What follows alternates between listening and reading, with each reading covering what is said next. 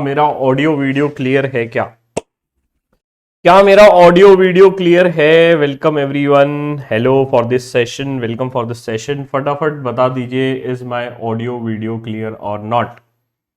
अगर क्लियर है तो प्लीज क्लियर लिख दो चैट बॉक्स में, will be happy to know this. फटाफट बता दो यार, क्या मेरा ऑडियो वीडियो क्लियर है? Is my audio video clear? Is my audio video clear? Okay, फटाफट फटाफट बता दीजिए, is my audio video clear और नॉट? बहुत इंपॉर्टेंट सेशन है, फटाफट हम कवर कर लेंगे, बहुत सारी चीजें कवर करनी है अभी, right.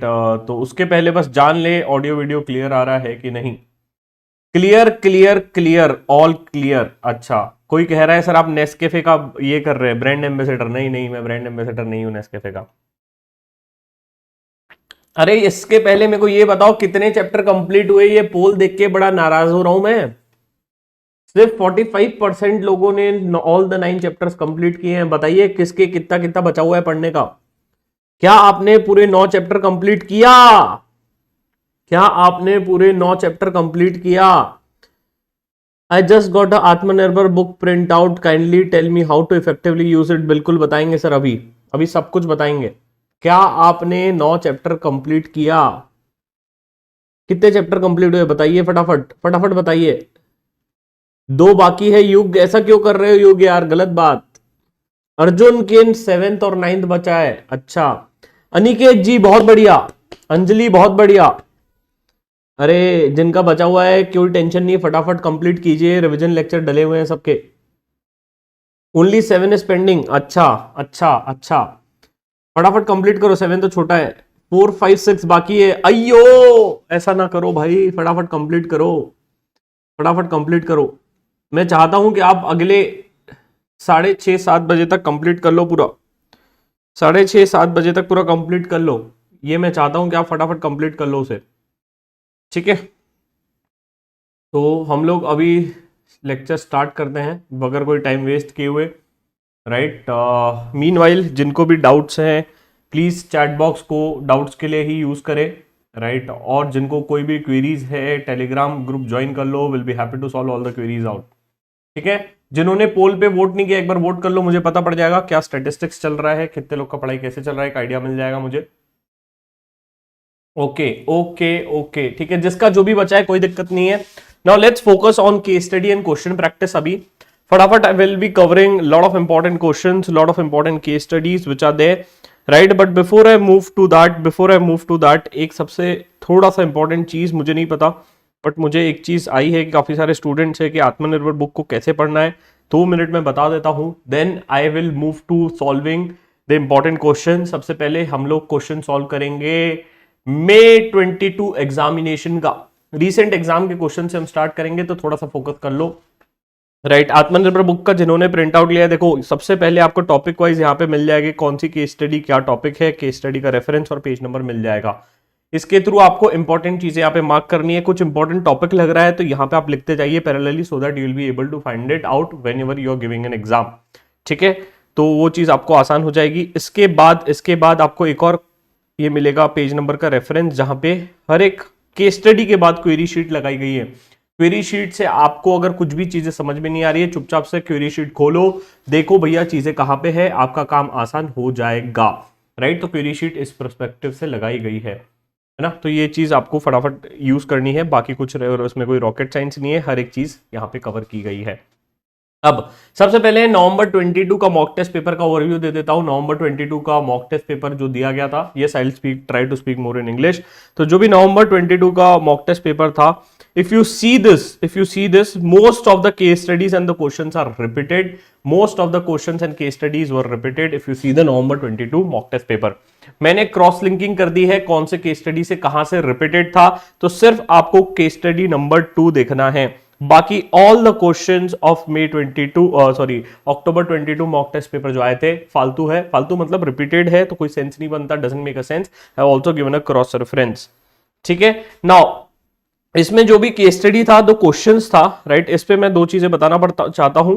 The question was related to number 1, please do understand this. मैं पैरेलली पेज नंबर भी ओपन कर रहे जा रहा हूं। I am expecting you have the print out of the same, I am expecting you that you are gonna be having a print out of the same. यार ये print out कहाँ मिलेगा, कैसे मिलेगा? प्रिंट आउट जेरोक्स वाले भैया की दुकान में मिलेगा।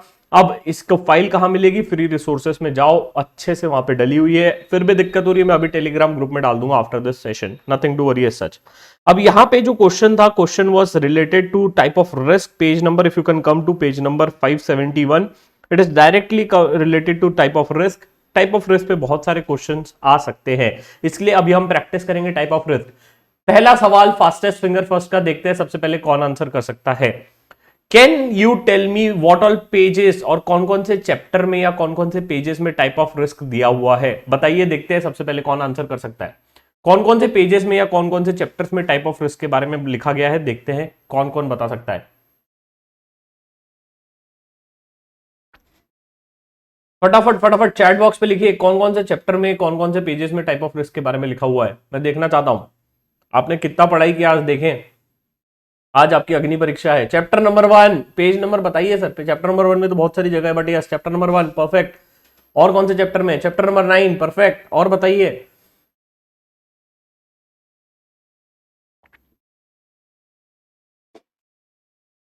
सभी के आंसर चाहिए मुझे, सभी के आंसर चाहिए। कुछ लोग लिख नहीं रहे हैं, कुछ लोग बोल रहे हैं सिर्फ चैप्टर नंबर 1। ना ना ना ना ना, बाकी चैप्टर्स में भी दिया हुआ है बेटा। एक बार चैप्टर नंबर 9 भी आप खोल के देखो, बाकी चैप्टर्स में भी दिया हुआ है। प्लीज इसको मैप करके रख लो। दूसरी चीज मैपिंग करके रखना है अभी, और वो है मिटिगेशन टेक्निक्स। मिटिगेशन टेक्निक्स कल मैंने मैप करवाई थी, मेरे इंडेक्स में था, पेज नंबर 282 में था, और यहां पे भी आपको बहुत सारी जगह मिलेगा, तो भी हम मैप कर लेंगे अभी। ठीक है, तो ये दो चीज मैप करके रखो प्लीज। ठीक है, तो ये देखो टाइप ऑफ रिस्क पे बहुत सिंपल क्वेश्चन आएगा। Whenever you get any of the question on type of risk, please do understand that case study पढ़ो, केस स्टडी में मार्क कर दो कि भैया यहां पे कौन सा टाइप का रिस्क आ रहा है।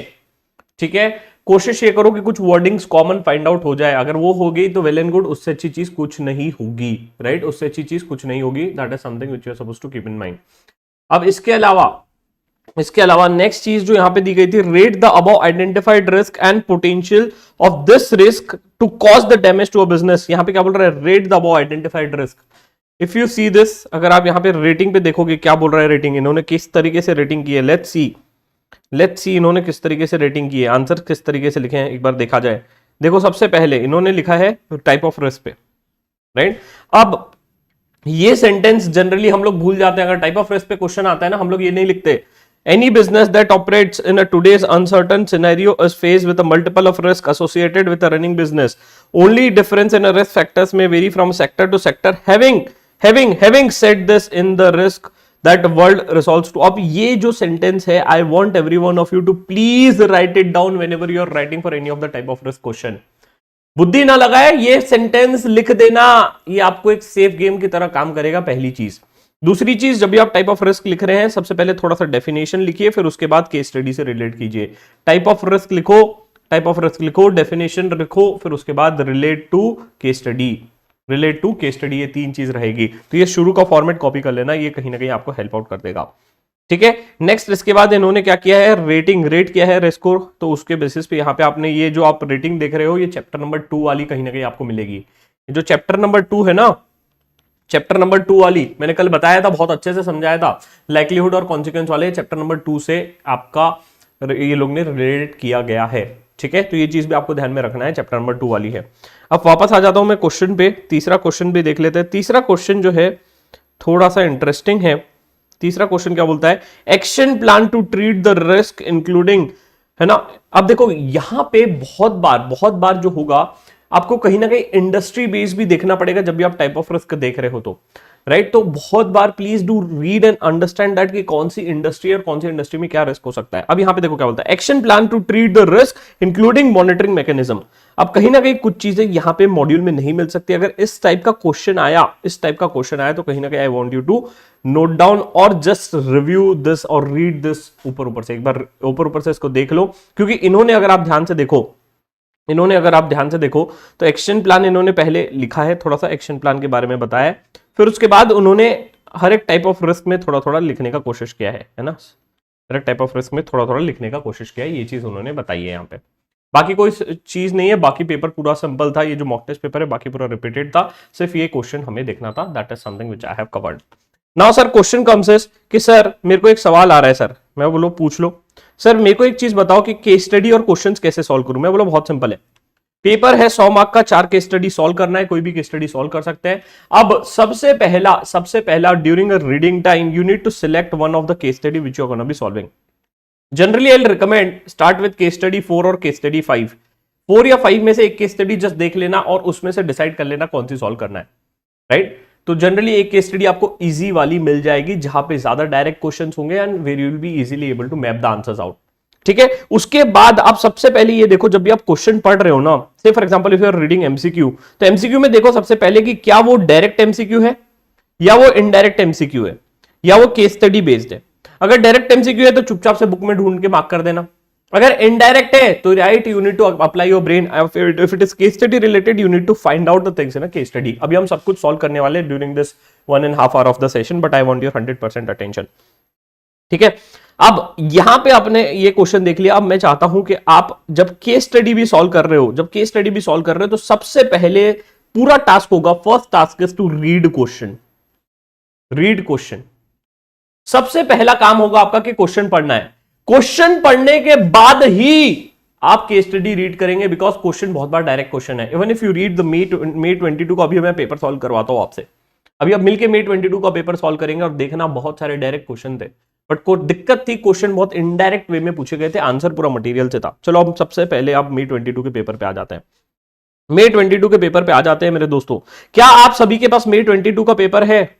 आई होप सभी के पास मे 22 का पेपर है। जिन जिन के पास है यार एक बार वीडियो को लाइक भी कर दीजिए, मेरे को पता पड़ जाएगा। क्या आप सभी के पास मे 22 का पेपर है? I hope you are carrying the May 22 paper. Question number 1 compulsory नहीं है मेरे भगवान, अयो क्वेश्चन नंबर 1 कंपलसरी नहीं है। देखो ध्यान से पढ़ो क्या बोलता है यार। Any 4 case studies out of 5, right. I hope सभी ने मे 22 का पेपर लेके बैठे होंगे। चलो सबसे पहले केस स्टडी 1 देखते हैं। मैं जो इंपॉर्टेंट क्वेश्चन है वो करवा रहा हूं, अभी एमसीक्यूज नहीं करवा रहा हूं। एमसीक्यू कराने जाऊंगा तो पूरा केस स्टडी पढ़ना पड़ जाएगा। अब देखो सबसे पहला क्या बोलता है, the general manager needs your input for the report requested by MD. You are required to prepare a report, submit it to the GM, right. एक इन्होंने क्वेश्चन दिया था, केस स्टडी दिया था। मैं डायरेक्ट आंसर पे आ रहा हूं, समझा रहा हूं फॉर्मेटिंग। कहीं कहीं डायरेक्ट क्वेश्चन होगा तो वो समझा दूंगा, कुछ केस स्टडी बेस्ड होगा तो केस स्टडी भी पढ़ लेंगे। अब ये जो टेबल था, आई थिंक ये table is related to chapter number कोई बता सकता है चैप्टर कौन से चैप्टर से रिलेटेड है? देखते हैं कौन बता सकता है कौन से चैप्टर से रिलेटेड है। ये चैप्टर नंबर बेटा 4 से रिलेटेड है, चैप्टर नंबर 4 से रिलेटेड है। अब इस पे मैंने बोला था क्वेश्चन आएगा। अब देखो इन्होंने ना 2 प्रकार के आंसर दिए हैं। कोशिश ये करना कि ये वाले फॉर्मेट में आंसर करो, because this is something which institute wanted, right. तो ये बहुत अच्छा क्वेश्चन है। इसके बाद आप सॉल्व करना, इसको पढ़ना, because this is something which I wanted to overview out. ये फॉर्मेट ध्यान में रखना, क्वेश्चन बहुत अच्छा है। Next, what is an integrated risk management? What is integrated risk management? बताइए कौन सा chapter? Again chapter number 4, integrated risk management. Simple question. अब अगली बार अगर डेफिनेशन आया what is integrated risk management, बेटा बुद्धि मत लगाना, ये 1.17 का आंसर खोलना और ये आंसर लिख के आ जाना। What is integrated risk management, ये रहा आपका इंटीग्रेटेड रिस्क मैनेजमेंट, है ना। ये आंसर लिख के आ जाना, ठीक है। तो ये चीज है। अब आगे क्वेश्चन क्या बोलता है? Next, what right a note on की क्वांटिटेटिव इंफॉर्मेशन। की क्वांटिटेटिव इंफॉर्मेशन, ये भी हमने पढ़ा हुआ है। इंटीग्रेटेड रिपोर्ट जब बनाते हो तो वहां पे लिखा हुआ था की क्वांटिटेटिव इंफॉर्मेशन। कुछ नहीं है, जाना है और उसको ओपन करके लिख देना है। बहुत ही सिंपल था, कोई ऐसा रॉकेट साइंस नहीं है की क्वांटिटेटिव इंफॉर्मेशन। बट इसमें एक चीज ध्यान में रखना, ये आपको केस स्टडी से रिलेट करना था। कोई मुझे बता सकता है की क्वांटिटेटिव इंफॉर्मेशन चैप्टर नंबर 4 में कौन से पेज नंबर पे लिखा था? कोई मुझे बता सकता है चैट पे? यार देखे जरा कौन है वो व्यक्ति जो बता पा रहा है, आज हम भी देख ले उस व्यक्ति का नाम। चैप्टर नंबर 4 में कौन से पेज पे लिखा हुआ है? कोई बता दे मुझे, मैं भी देखूं उस व्यक्ति का नाम। ये रहा पेज नंबर 4.11। सबसे पहले जवाब दिया है, ओके एक सेकंड दीजिए। सबसे पहले जवाब दिया है काफी सारे लोगों ने, मुझे देखने दो। यस, बहुत सारे लोगों ने अच्छा पार्टिसिपेशन कर रहे हैं। कार्तिक ने सबसे पहले जवाब दिया, बहुत बढ़िया कार्तिक, राइट। हाँ, अब देखो यहां पे इन्होंने की क्वांटिटेटिव इंफॉर्मेशन दिया। भाई अब ये इंफॉर्मेशन केस स्टडी से उठा के लिखना था और कुछ नहीं था। Please do understand you need to write the case study and mark the things out properly. चीजों को मार्क करना जरूरी है, बस वही चीज यहां पे की गई है और कुछ नहीं है। ठीक है, number of employees case study में दिया था, ढूंढ के लिखना था, बहुत ही सिंपल, कोई रॉकेट साइंस नहीं है। थर्ड क्वेश्चन देखो क्या बोलता है, briefly explain how other risk of FFL would contribute to reputation risk by drawing an example from the case study। मतलब क्या कि कैसे दूसरे रिस्क जो है वो रेपुटेशन रिस्क को हैम्पर करेंगे, कहीं ना कहीं बाकी रिस्क जो है वो रेपुटेशन को हैम्पर कर सकते हैं।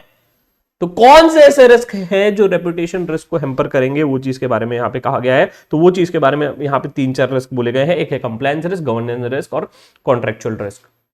सर अब ये केस स्टडी पढ़ने से भी आएगा, हाँ, और अगली बार अगर कोई क्वेश्चन आया कि रेपुटेशन रिस्क कौन से रिस्क से हैम्पर हो रहा है, तो कहीं ना कहीं ये रिस्क को आप देख सकते हो। आई hope you got it, right. तो ये चीज आपको ध्यान में रखनी है अगली बार जब आप ये क्वेश्चन सॉल्व कर रहे हो। तो मैंने ये केस स्टडी 1 पूरा खत्म कर दिया है, कोई सिंपल है, राइट। जस्ट ओवरव्यू कर लेना क्वेश्चन पढ़ के, राइट, विच इज देयर। अब ये वाला कल हमने सॉल्व कर लिया था, ये वाला हमने कल सॉल्व कर लिया था, risk appetite integrated with control culture. Oh hello, ये वाला कल सॉल्व करवाया था मैंने, नहीं मत बोलो, वहीं आ जाऊंगा आपके घर पे अभी, ठीक है। तो ये वाला कल हमने सॉल्व कर लिया था, ऐसा कोई रॉकेट साइंस नहीं है, एकदम सिंपल था, ठीक है। केस स्टडी 2 पे मूव कर रहा हूं, जो लोग अभी तक के प्रिंट आउट नहीं लिए तो क्या कर रहे हो भैया, प्रिंट आउट लीजिए, शर्माइए नहीं, बहुत इंपॉर्टेंट है, प्रिंट आउट लेके जाओ। नेक्स्ट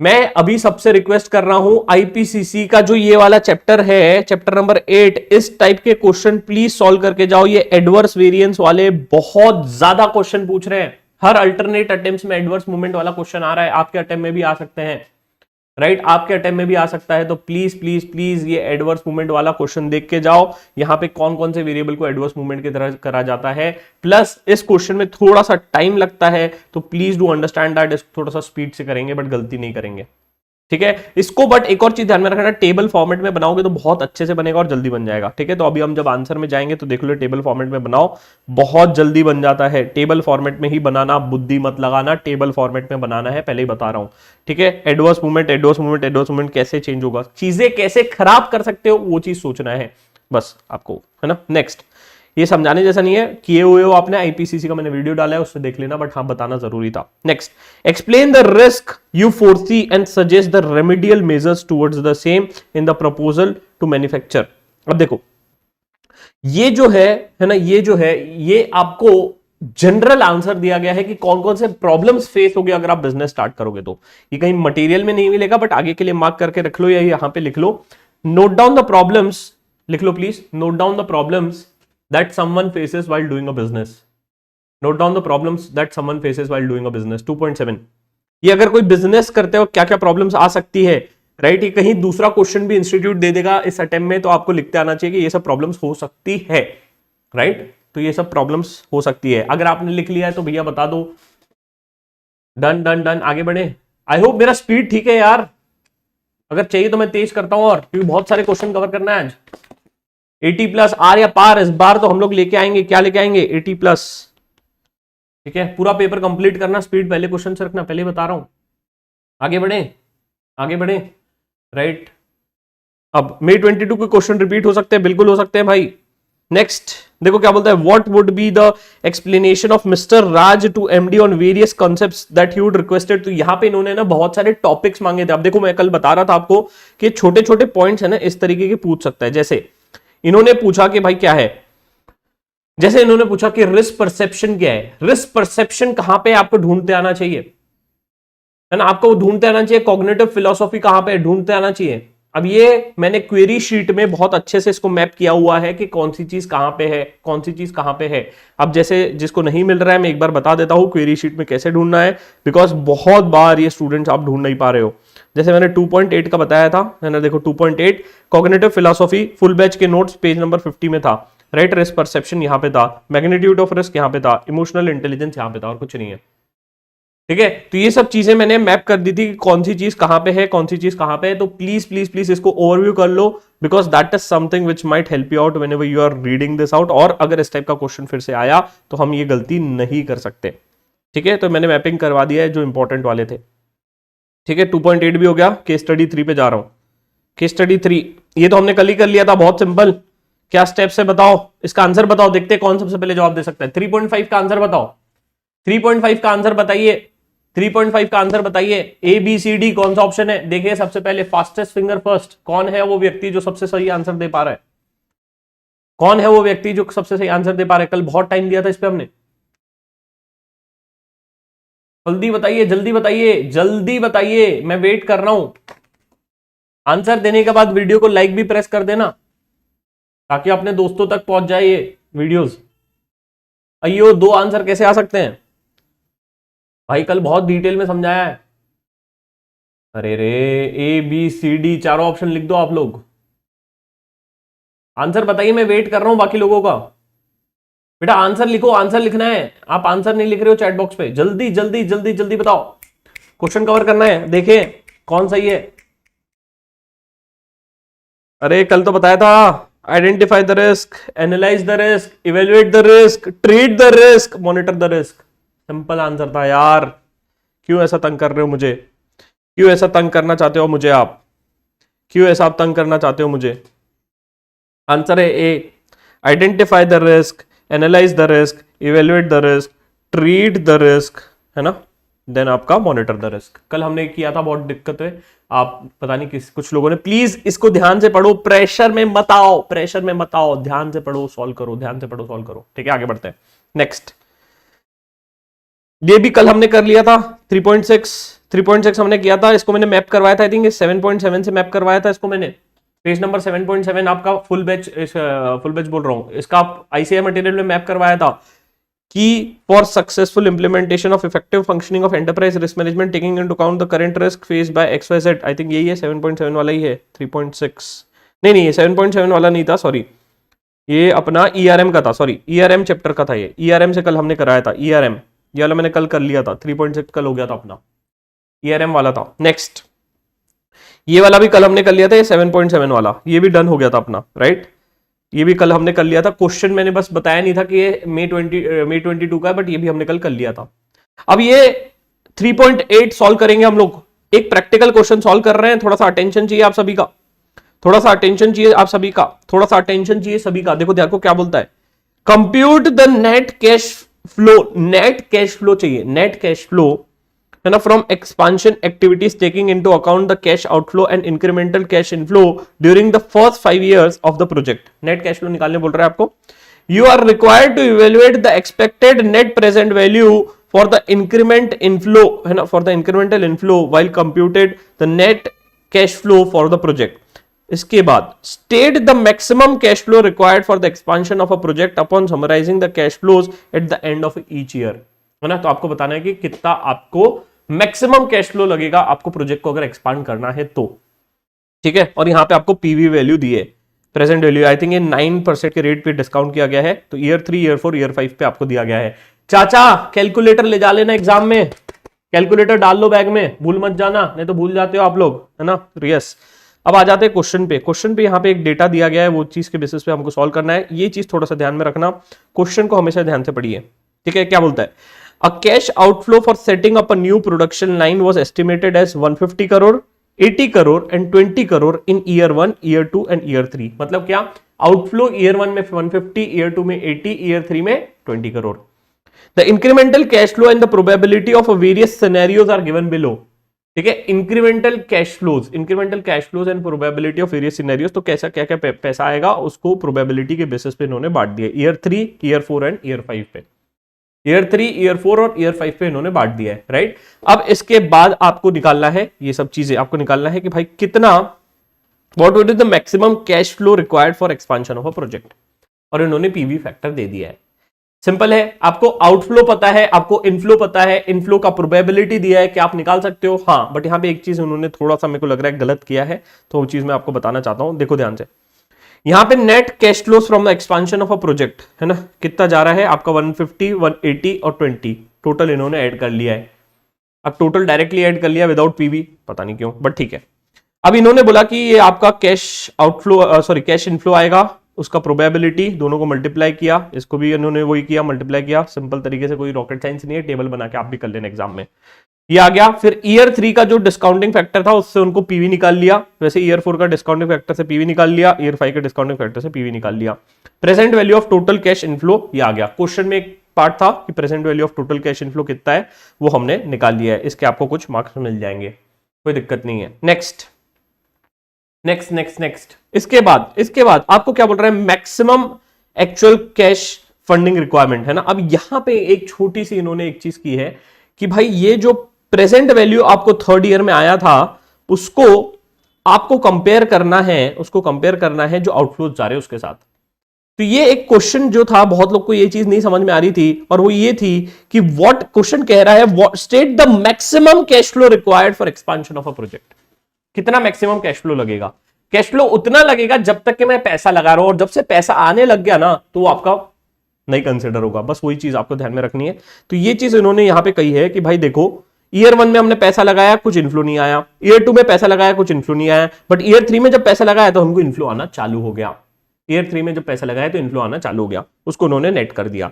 बट सवाल अब मेरे को एक छोटा सा एक डाउट है इंस्टीट्यूट पे, और ये है कि इसको इन्होंने डिस्काउंट क्यों नहीं किया? जब ये डिस्काउंटेड आप ले रहे हो तो इसको भी डिस्काउंटेड लेना चाहिए जब आपका आउटफ्लो है। तो अब ये दोनों इक्वल लेवल पे होना चाहिए ना, बट ठीक है नहीं किया। अब जो आएगा इस टाइप का क्वेश्चन आएगा तो ऐसे ही करके आना, आप कुछ नहीं कर सकते। ठीक है, अब यहां पे देखो आंसर कैसे आएगा। The maximum funding required will be 230 crore. Why 230 crore? Because ये पहले 2 साल का ही इन्होंने कंसिडर किया, बिकॉज तीसरे साल से आपका कैश फ्लो आ गया, तो इसलिए 230 आया। Because 150 plus 80 is nothing but what 230 crore. ठीक है, 150 plus 80 is 230 crore.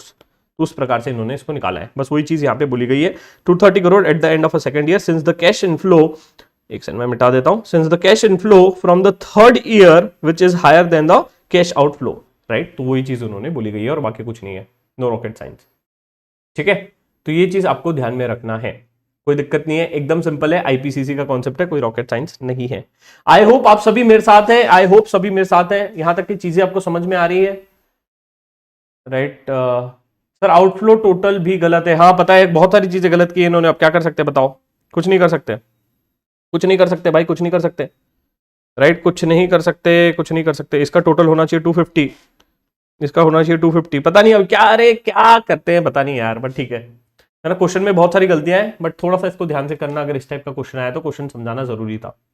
Right, okay okay okay, yes yes yes, feeling confident, बहुत बढ़िया बहुत बढ़िया। आप सभी मेरे साथ हैं, आगे बढ़े, आगे बढ़े क्या? क्वेश्चन नंबर 4 पे जाए, क्वेश्चन नंबर 4 में जाए क्या बताओ? क्वेश्चन नंबर 4 पे जाए, क्वेश्चन नंबर 4 पे जाए, बताओ जल्दी से, क्वेश्चन नंबर 4 पे जाए।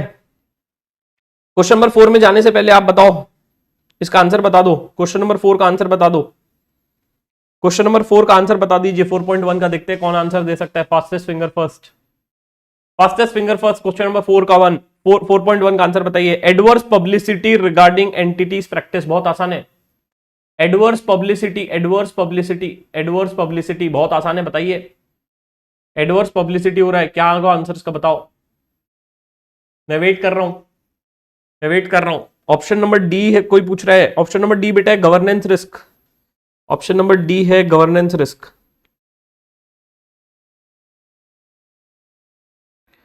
राइट, बहुत बार केस स्टडी और क्वेश्चन पढ़ के समझ में आ जाना चाहिए। क्वेश्चन पढ़े, एडवर्स पब्लिसिटी दिमाग में चैप्टर नंबर 1 आया, कितने लोगों के दिमाग में चैप्टर नंबर 1 आया? राइट, चैप्टर नंबर 1 आना चाहिए आपके दिमाग में। Right, option number A, option number A है ना, ठीक है, ये चीज ध्यान में रखो। नेक्स्ट आगे बढ़ रहे हैं।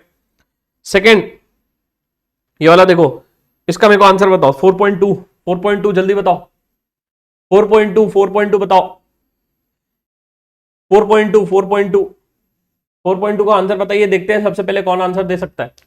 फास्टेस्ट फिंगर फर्स्ट 4.2 के लिए, 4.2 के लिए फास्टेस्ट फिंगर फर्स्ट, 4.2 के लिए फास्टेस्ट फिंगर फर्स्ट, देखें कौन आंसर दे पा रहा है जल्दी, बहुत सिंपल है।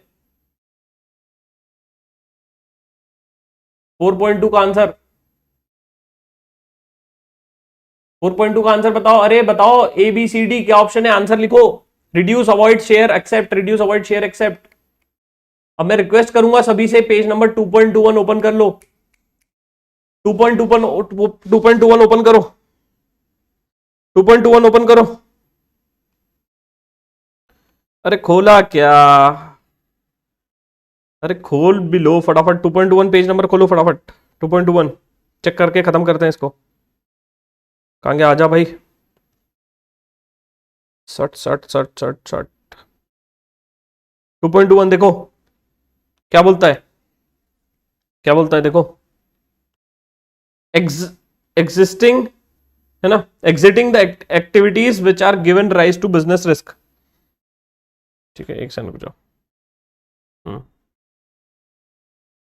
राइट, सिंपल है, दिख रहा है, वर्डिंग्स पूरी सेम है। इंस्टीट्यूट वर्डिंग की वर्डिंग कॉपी करता है, ढूंढते आना चाहिए। ठीक है, ढूंढते आना चाहिए, इसलिए मैं बोल रहा हूं। उसके आगे का बहुत बार इंस्टीट्यूट क्या करता है मैं बता रहा हूं, इस टाइप के एमसीक्यूज देता है, थोड़ा सा वर्डिंग दे देगा और उसके बाद फालतू कचरा डाल देता है, बच्चा कंफ्यूज। इस तरीके से कंफ्यूज नहीं होना है। जितना आप पढ़ रहे हो थोड़ा सा ध्यान से पढ़ो, कुछ इंपॉर्टेंट कीवर्ड्स हो उसके बेसिस पे एमसीक्यू बना के फेंक दे रहा है बस। ठीक है, तो that is something which you are suppose to keep in mind. Answer is B. ठीक है, आई होप आप सभी का सही हुआ होगा। कुछ लोगों का गलत कैसे हो रहा है, ऐसा ना करो। नेक्स्ट नेक्स्ट देखते हैं ये कौन आंसर कर पाता है। Under the integrated reporting adopted by the company, आय हाय हाय हाय हाय, इंटीग्रेटेड रिपोर्टिंग कौन सा चैप्टर दिमाग में आया, 4th chapter. Describe the matters covered with respect to the company's governance structure. कोई मुझे पेज नंबर बता सकता है गवर्नेंस स्ट्रक्चर इंटीग्रेटेड रिपोर्ट में कहां पे है? कोई मुझे पेज नंबर बता सकता है? इंटीग्रेटेड रिपोर्टिंग कौन से चैप्टर का है वो तो बता दिया मैंने, बट गवर्नेंस स्ट्रक्चर कौन से पेज नंबर पे? गवर्नेंस स्ट्रक्चर, गवर्नेंस स्ट्रक्चर कौन से पेज नंबर पे? गवर्नेंस स्ट्रक्चर कौन से पेज नंबर पे? गवर्नेंस स्ट्रक्चर कौन से पेज नंबर पे? परफेक्ट, बहुत बढ़िया, बहुत बढ़िया प्रिपरेशन लग रही है मेरे को मेरे स्टूडेंट्स की। इस बार तो फोड़ने वाले हम लोग, फोड़ने वाले, फोड़ने वाले। Yes yes yes yes, page turn करो, भगवान देख रहे हैं, पेज टर्न करिए। कुछ लोग ऐसे ही ऊपर के आंसर देख के लिख रहे हैं, नहीं करना है ना। 4.12 कुछ नहीं, एकदम सिंपल था। देखो वर्डिंग को पकड़ना है, इंटीग्रेटेड रिपोर्टिंग पकड़ा मैंने, दूसरा मैंने पकड़ा कौन सा, गवर्नेंस स्ट्रक्चर। दो चीजें दिमाग में आनी चाहिए। चैप्टर 4 आया, इंटीग्रेटेड जैसे ही पढ़ा उसके बाद मेरे को दिमाग में आया गवर्नेंस स्ट्रक्चर, खत्म, है ना। तो इंटीग्रेटेड के जितने भी पार्ट्स हैं भैया इज्जत से पढ़ के जाना, पहले ही बता रहा हूं बहुत क्वेश्चन पूछ रहे हैं, अभी भी पूछेगा, आपके टाइम में भी आएगा। ठीक है, तो ये चीज ध्यान में रखना। Next next, explain the processes adopted by the business teams and risk management for the company for carrying out a country risk assessment. I I I I I, country risk कौन सा चैप्टर है? Country risk कौन सा chapter है? Chapter number 5, chapter number 5 country risk पूछेगा ही। अब देखो क्या बोलता है, also list down the tools available for carrying out such assessment. बहुत सिंपल है, कोई दिक्कत नहीं है, बट हाँ यहां पे मैं एक चीज चाहता हूं, 4.7 का अपन आंसर देखे। 4.7 में देखो इन्होंने आंसर कैसा लिखा है। सबसे पहले इन्होंने लिखा है वो जो रिस्क का पूरा स्टेप लिखा हुआ है, जो 5 पॉइंट आपके 5 पॉइंट पेज नंबर क्या है, 5.16 राइट, वहां पे लिखा हुआ है, वो पूरा लिखा है। फिर यहां पे लिखा है क्वांटिटेटिव टूल्स, क्वांटिटेटिव टूल्स, और फिर उसके बाद लिखा है क्वालिटेटिव टूल्स। अब मैं चाहता हूं यहां पे देखो कि उन्होंने कैसे कट शॉर्ट किया है चीजों को, चीजों को देख लो एक बार कैसे कट शॉर्ट किया उन्होंने, काट काट के लिखा हुआ है। अब एग्जाम में भी अगर क्वेश्चन आएगा तो बेटा कट शॉर्ट करके थोड़ा सा लिख सकते हो डिपेंडिंग ऑन मार्क्स, बट पूरा कट शॉर्ट मत करना, हेडिंग पूरी अच्छे से लिखना। ठीक है, तो वही चीज मैं बताना चाह रहा हूं यहां पे कि इन्होंने लिखा पूरा है बट कैसे स्मार्टली कट करके लिखा है। अब क्वेश्चन में एक और चीज लिखी थी, देखो क्वेश्चन में इन्होंने लिखा था, क्या लिखा था, explain the procedures adopted by the business teams and risk management team of a company for carrying out the country risk assessment. Risk assessment की पहले प्रोसेस बताओ। बोला पहला देखो क्वेश्चन को पार्ट्स में डिवाइड करो, this was part number 1 and this was part number 2। Also list down the tools. बेटा दो टूल्स है ना, क्वांटिटेटिव क्वालिटेटिव, क्वांटिटेटिव क्वालिटेटिव, समझ में आ रहा है? एग्जाम में आप सिर्फ टूल लिख के आ जाते हो और बोलते मार्क नहीं मिला, क्यों मिलेगा? आधा लिखा आधा ही मिलेगा। क्वेश्चन को हमेशा डिवाइड करो, इंपॉर्टेंट वर्ड ढूंढो, वर्ड ढूंढा, चैप्टर ढूंढो। सर इस वर्ड पे चैप्टर नहीं मिल रहा है तो बेटा AIQ जो है या अपना जो एब्रीविएशन शीट है उससे ढूंढो, बट ढूंढोगे तो मिलेगा, नहीं ढूंढोगे तो कुछ नहीं मिलेगा, राइट। इसलिए मैं बोल रहा हूं कि फटाफट रिवीजन कंप्लीट करो और उसके बाद क्वेश्चन प्रैक्टिस करो। क्वेश्चन से दिमाग क्लिक होता है कौन से चैप्टर का है। अगले क्वेश्चन में जा रहे हैं। एक्सप्लेन ब्रीफली वेरियस, ये भी कल कर लिया था हमने, right, various techniques adopted by the company to manage exposure. ये SFM वाला जो टॉपिक है उससे मैंने बता दिया था, ये भी कल हमने कवर कर लिया था, राइट। आई होप आप सभी मेरे साथ हैं, आप सभी को मजा आ रहा है। आगे बढ़ते हैं, केस स्टडी नंबर 5, आखिरी केस स्टडी खत्म हो गया भाई। May 22 का पेपर, कौन बोल रहा May 22 का पेपर बहुत टफ आया? कोई टफ नहीं था, बस दिक्कत ये थी कि हम लोग क्लिक नहीं कर पाए, ढूंढ नहीं पाए चीजों को, वही दिक्कत हो गई। है ना। अब ये दोनों क्वेश्चन अभी बहुत सिंपल है, इसको अगर आपको देखना है तो इसमें मैंने क्वेरी शीट में डाल दिया है, कोई दिक्कत नहीं है, राइट। और एक वही है फिल इन द ब्लैंक्स वाला है, मिसिंग द फिगर, वो ढूंढ के निकालना है, कोई उसमें से फॉर्मूला लगाने, आपको रेशियोस लगाने। दूसरा यही बैंकरप्सी, अगर आपको जल्दी पता करना है शॉर्ट टर्म बैंकरप्सी, तो हम क्या देखते हैं बताओ, कौन सी चीज हम देखते हैं प्रिडिक्ट करने के लिए शॉर्ट टर्म बैंकरप्सी के लिए, बताओ। ये चीज मैंने बताया था। Yes yes yes Sneha, thank you, yes बताओ।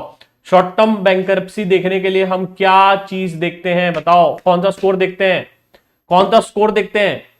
सार्थक जी ने सही बोला, जेड स्कोर, जेड स्कोर। कोई मुझे पेज नंबर बता दो अल्टीमेट जेड स्कोर का, जल्दी खोलो, देखते हैं कौन बता पाता है।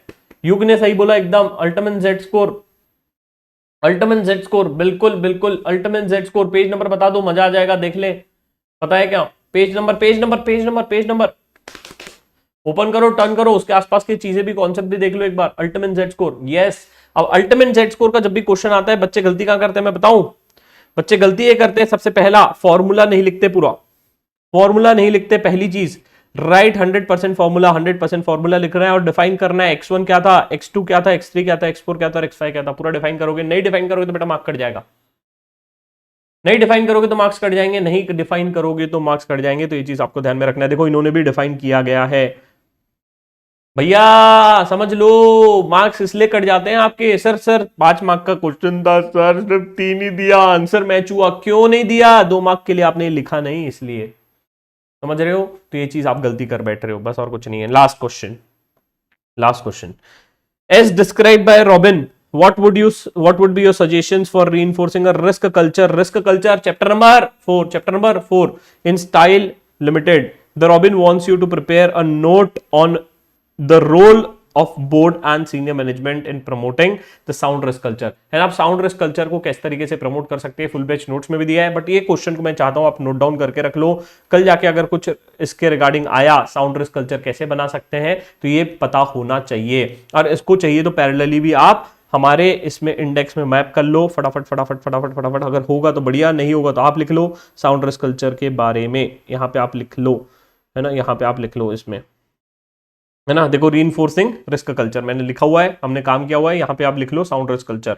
पेज नंबर भी लिखा हुआ है यहाँ पे, मैंने मैप किया हुआ है पेज नंबर, राइट। तो पेज नंबर भी आप चाहिए तो लिख के रख लो, ठीक है। आई होप ये चीज आप कर लोगे। यहाँ पे सबसे इंपॉर्टेंट चीज है ना, केस स्टडी नंबर 5 आपने ये चीज लिख ली होगी, है ना, केस स्टडी 5 नंबर लिख ली होगी, राइट। तो यहाँ पे अपना कौन सा पेपर खत्म होता है बेटा, कौन सा पेपर खत्म होता है, बताइए बताइए बताइए, जल्दी बताइए। हमने अभी के दोनों पेपर खत्म कर दिए। खुशी हो रही है, नहीं हो रही है, कॉन्फिडेंस फील हो रहा है कि नहीं हो रहा है, बताओ। अभी हमने खत्म कर दिया मई 22 का एग्जाम पेपर, और एमटीपी जो आई थी वो भी खत्म कर दी। बस आपको अब ओवरव्यू करना है। ओवरव्यू कैसे करोगे बता दिया मैंने, ओवरव्यू देख लेना एमसीक्यू के साथ और बाकी चीजों के साथ, राइट। मजा आया, नहीं आया, मजा आया तो वीडियो को लाइक कर दो यार, ऐसा मत करो। अभी कितने लोग, 500 लोग कनेक्टेड हैं, 500 लाइक नहीं हुए, गलत बात है, राइट राइट राइट। बहुत बढ़िया बहुत बढ़िया, आगे बढ़े। मजा आ रहा है नहीं आ रहा है, मजा आ रहा है नहीं आ रहा है, बताओ। खत्म कर दिया हमने, खत्म खत्म खत्म। अगले अगले पेपर पे जाते हैं अब, जल्दी बताओ, आगे बढ़े। मजा आया कि नहीं आया, बताओ। आगे बढ़े आगे बढ़े आगे बढ़े, बता दो। कोई डाउट हो तो पूछ लो फटाफट।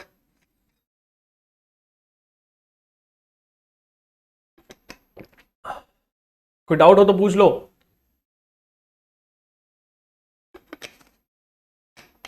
Yes clear, all clear sir, clear seeing your video to refresh memories. बहुत बढ़िया, मस्त सर, मजा आ गया, गजब गजब गजब गजब। आगे बढ़े आगे बढ़े आगे बढ़े। Yes yes yes, last time 50 पे पर रुक गया था, इस बार 80 पार, बिल्कुल 80 पार लेके आएंगे। डाउट है सर, डाउट है तो पूछ लो।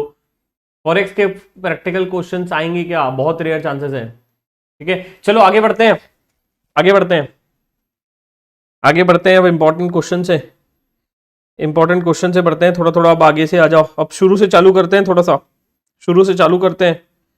अब आ जाइए पेज नंबर 1, पेज नंबर 1 आत्मनिर्भर book, page number 1 parallelly complete करते हैं, पेज नंबर 1, राइट।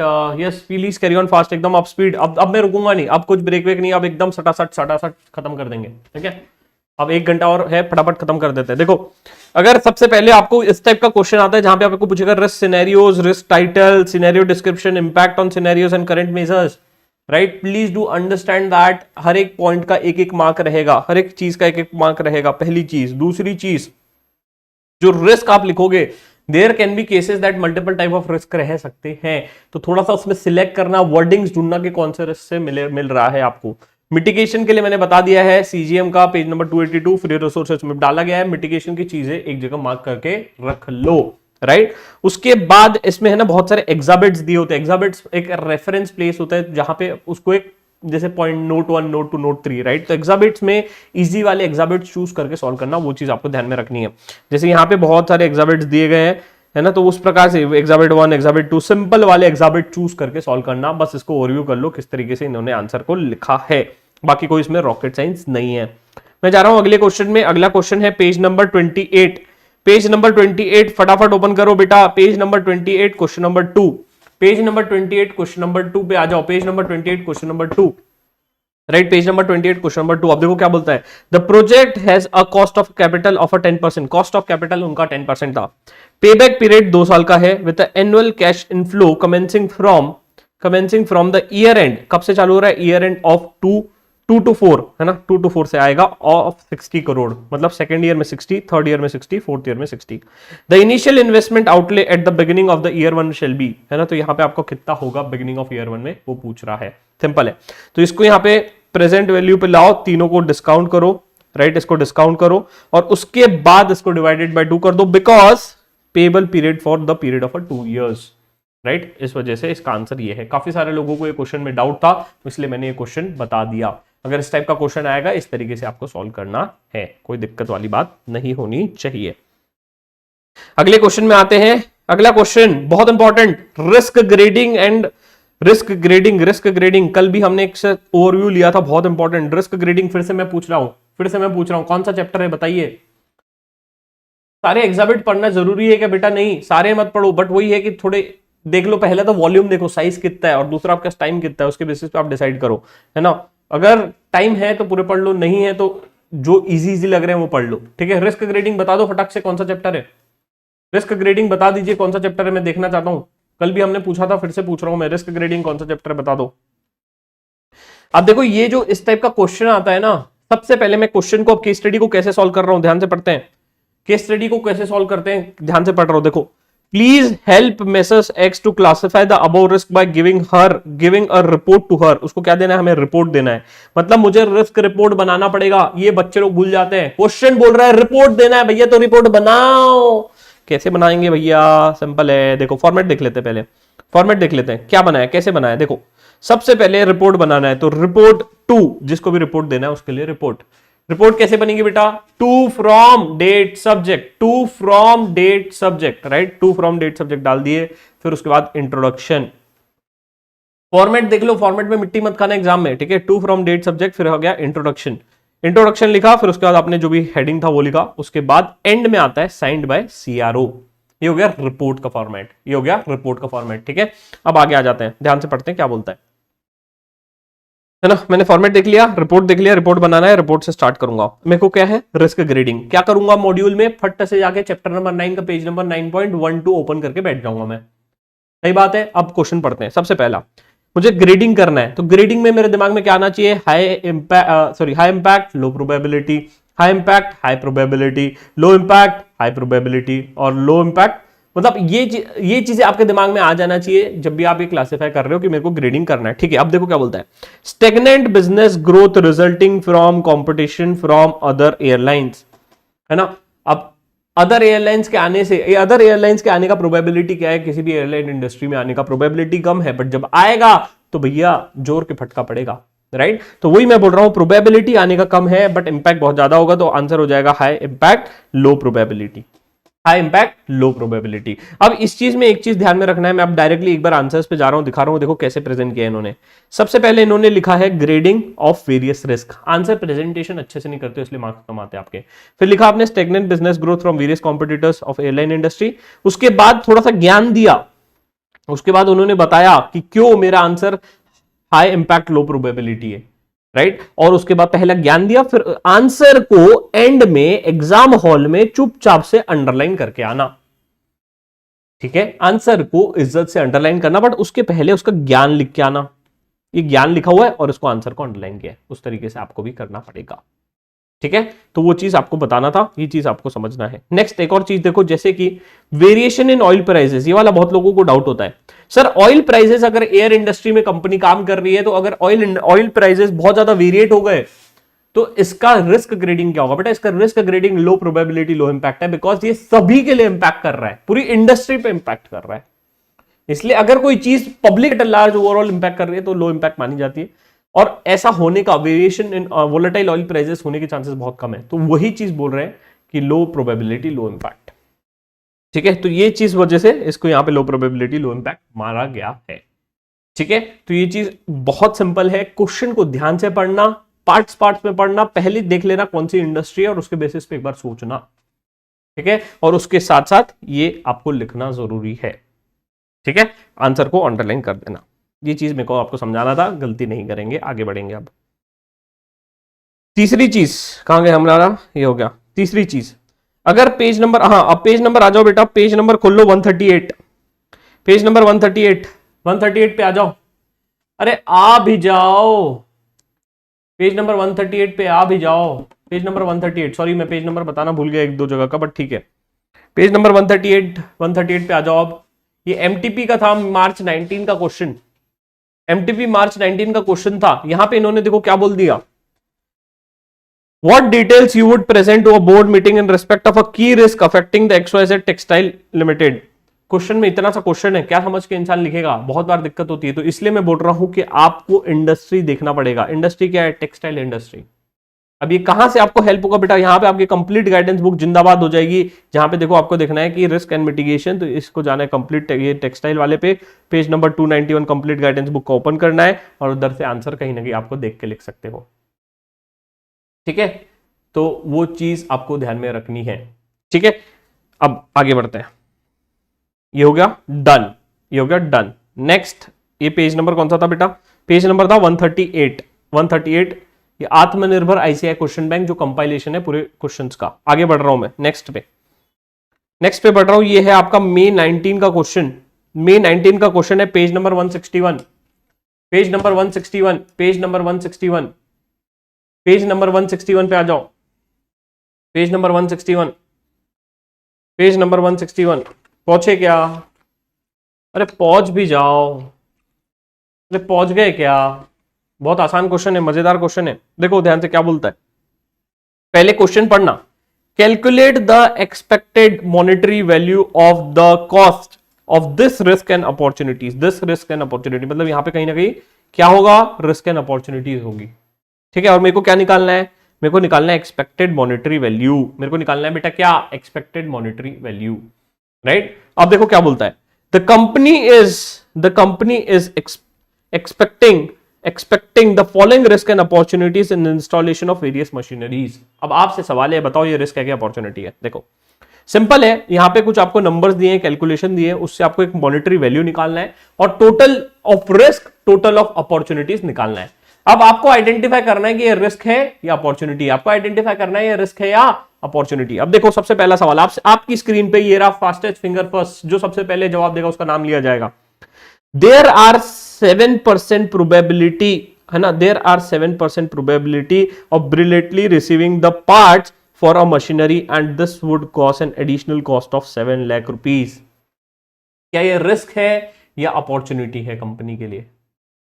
ब्रिलेटली मतलब आप बोलते हो ना किसी को ब्रिलेट, हैप्पी ब्रिलेटेड बर्थडे, लेट, है ना, तो वही आप डिक्शनरी ले जाओगे तो नहीं समझ में आएगा, तो आपको कहीं ना कहीं ये मीनिंग पता पड़ जाएगा। देखिए सबसे पहला जवाब किसने दिया है?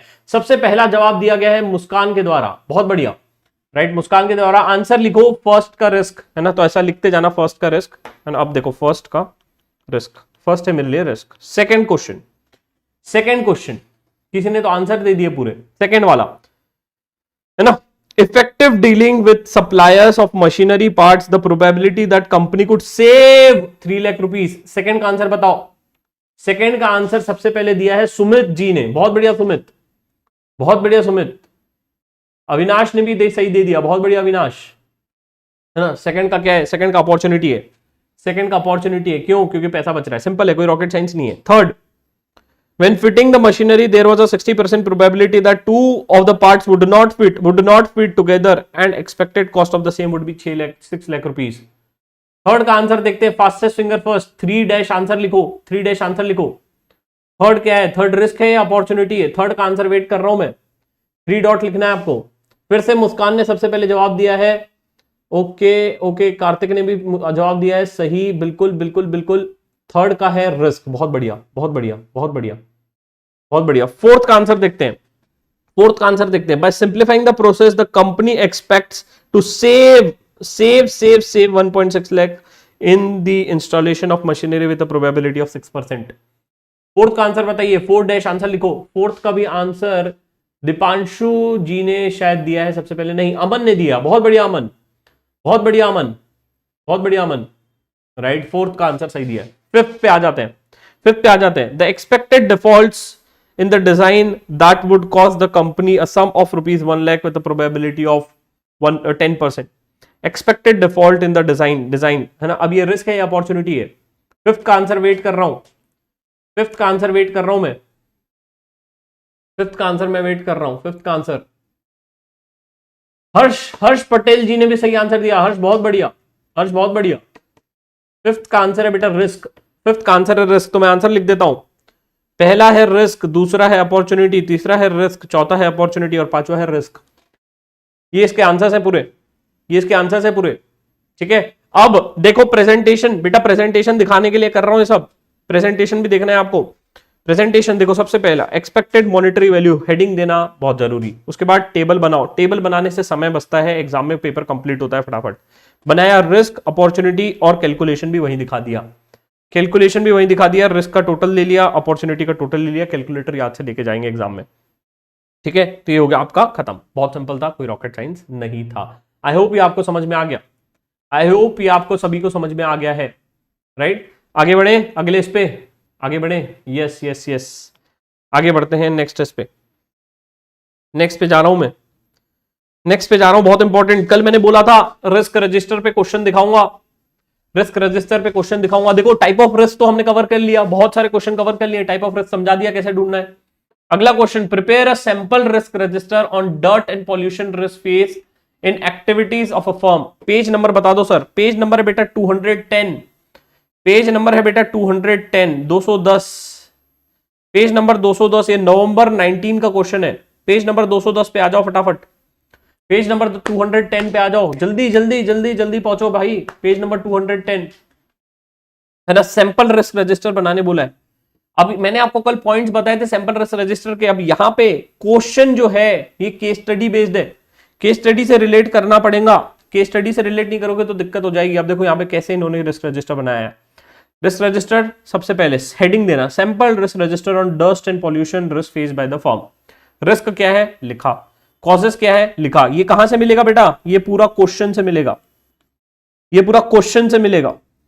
सर तो ये ओनरशिप नहीं है, जो जो चीजें मैंने हाईलाइट की है बेटा वो क्वेश्चन बेस्ड नहीं है, वो मन से लिखी गई है, वो मन से लिखी गई है, मन से। तो हम भी लिख सकते हैं, बिल्कुल लिख सकते हो, ठीक है। सर इनहेरेंट स्कोर मैंने कल बताया था, देखो इनहेरेंट स्कोर थोड़ा ज्यादा रहेगा और जब आप कंट्रोल लगाओगे तो उसके बाद जो रेसिडुअल स्कोर बचेगा वो कम रहेगा, मैंने बताया था कल। ये हमेशा आउट ऑफ 10 लिखना, आउट ऑफ 10 लिखना अगर आया तो। इसके अलावा एक और हमने रिस्क, अभी रिपोर्ट देखेंगे, एक और रिपोर्ट देखेंगे तो वो भी मैं आपको समझाऊंगा। बट एक चीज ध्यान में रखो, इसमें जब भी आप रिपोर्ट बना रहे हो क्वेश्चन से रिलेट करो, जो जो मैंने येलो से हाईलाइट किया है, येलो से अभी अपनी बुक में भी हाईलाइट कर लो। सर पेज नंबर बताओ, 211, 211, 211, 211, राइट। उसको मार्क कर लो कि भैया ये थोड़ा सा मन से लिखना है, जो येलो से हाईलाइटेड है, बाकी चीजें आपको क्वेश्चन में मिल जाएगा, राइट, बाकी चीजें क्वेश्चन में मिल जाएगा। सर ये कौन से चैप्टर का है, ये कौन से चैप्टर का है बेटा, बताओ कौन बता पाएगा, कौन से चैप्टर का है रिस्क रजिस्टर, रिस्क रजिस्टर कौन से चैप्टर का है, रिस्क रजिस्टर कौन से चैप्टर का बता दो, रिस्क रजिस्टर कौन से चैप्टर का है बताइए। चैप्टर नंबर 8, सीमा ने सही बोला एकदम, बहुत बढ़िया सीमा, वंशिका बहुत बढ़िया, सार्थक बहुत बढ़िया, बहुत बढ़िया, सलोनी बहुत बढ़िया, राइट, चैप्टर नंबर 8 का है ना। तो ये चीज आपको ध्यान में रखनी है, जो रिस्क रजिस्टर आया है इस टाइप का अगर क्वेश्चन आया तो इस फॉर्मेट में बना देना। ठीक है, आगे बढ़ रहा हूं। ये देखो टाइप ऑफ रिस्क में भी पहले समझाना टाइप ऑफ रिस्क क्या है, फिर लिखना, बुद्धि मत लगाना। वैसे देखो बहुत बार इन्होंने शॉर्टकट यूज किया है, इंस्टीट्यूट को मत फॉलो करो। बहुत जगह ये लोग है ना जैसे शॉर्टकट कर लेते हैं, अपने को नहीं करना। सबसे पहले टाइप ऑफ रिस्क पे क्वेश्चन है तो लिखो क्या है, फिर उसको समझाओ। ठीक है, और केस स्टडी से फिर रिलेट कर दो। हाँ, ये बहुत जोरदार क्वेश्चन है। पेज नंबर 232 पे आ जाओ, पेज नंबर 232 पे आ जाइए, सभी से निवेदन है। पेज नंबर 232, पेज नंबर 232 पे आ जाओ। बहुत इंटरेस्टिंग क्वेश्चन, ये क्वेश्चन को 100% सॉल्व करके जाना है। ये क्वेश्चन को 100% सॉल्व करके जाना है, बिकॉज ये एक मिटिगेशन के लिए आपको हेल्प करेगा। ये कहीं ना कहीं आपको एक मिटिगेशन के लिए हेल्प करेगा। पेज नंबर 232 पे आ जाओ, बहुत इंपॉर्टेंट क्वेश्चन है ये। ठीक है, आप ध्यान से देखो, यहां पे सबसे पहले आपको एक सवाल पूछते हैं। राइट, सवाल ये है कि एनबीएफसी को कौन गवर्न करता है? Who governs NBFC? Who governs NBFC? बताओ एनबीएफसी को कौन गवर्न करता है? देखिए answers in the chat box. कौन है फास्टेस्ट फिंगर फर्स्ट का विनर? फिर से एनबीएफसी को कौन गवर्न करता है? एनबीएफसी को कौन गवर्न करता है? एनबीएफसी को कौन गवर्न करता है? बेटा थोड़े बहुत जो डाउट्स बच जाएंगे मुकेश भाई, इसको आप टेलीग्राम से कनेक्ट कर लो, फिर हम आपको जवाब दे देंगे। एनबीएफसी को कौन गवर्न करता है? देखिए जरा, सार्थक, सार्थक वर्मा ने सबसे पहले आंसर दिया। बहुत बढ़िया सार्थक, बहुत बढ़िया सार्थक। एनबीएफसी को कौन गवर्न करता है? एनबीएफसी को आरबीआई गवर्न करती है। राइट, बढ़िया। अब देखो क्या क्वेश्चन है, सबसे पहले समझते हैं क्वेश्चन, समझो। Suppose you are appointed by risk management consultant and you are expected to give your valuable imports on the above issues rates. मतलब क्या ये इश्यूज हैं, इसमें आपको अब बताना है कि क्या कर सकते हैं। ठीक है, अब सबसे पहले समझते हैं कंपनी करना क्या चाहती है। देखो, XYZ Limited is a public listed company incorporated in 2003. It has a registered office in Bhubaneswar, Odisha. The company has iron ore mine situated in 5 places in state.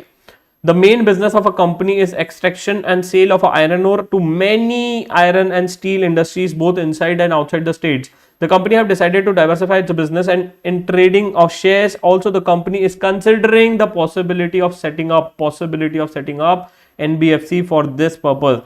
The company is in the purpose of doing the feasibility study. Feasibility study मतलब check करना चाहती है, यानी check करना चाहती है। Sir ये कौन सा पेपर है बेटा? ये मॉक टेस्ट पेपर है, mock test paper, mock test paper May 20 का, मई 2020 का है ना, मई 2020 का। पेज नंबर बता दूं बेटा, पेज नंबर है 232। ठीक है, अब देखो सबसे पहले इसमें क्या बोल रही है, आपको बताना है जो भी इश्यूज रेस कर रही है उसके लिए कैसा हो सकता है। जैसे क्वेश्चन है, how to reduce the exposure of compliance risk. आप बताओ, अगर किसी भी कंपनी को जो एनबीएफसी में है वो अपना कंप्लायंस रिस्क कैसे कम करेगा? कंप्लायंस रिस्क कैसे कम करेगा भाई? कंप्लाई करके। भाई किसको कंप्लाई करना, कौन गवर्न कर रहा है? आरबीआई। आरबीआई जो बोलेगा वो कंप्लाई कर दूंगा, खत्म मेरा काम। समझ में आया? ये जिस तरीके से कंप्लाई करके, कैसे कंप्लाई करूंगा? जो आरबीआई के नॉर्म्स आएंगे, रूल्स आएंगे, रेगुलेशंस आएंगे, जो भी उसके नोटिफिकेशंस आएंगे उसको मैं कंप्लाई कर दूंगा, है ना। अब देखो क्या बोलते हैं, पढ़ ले बेटा, आंसर पढ़ ले।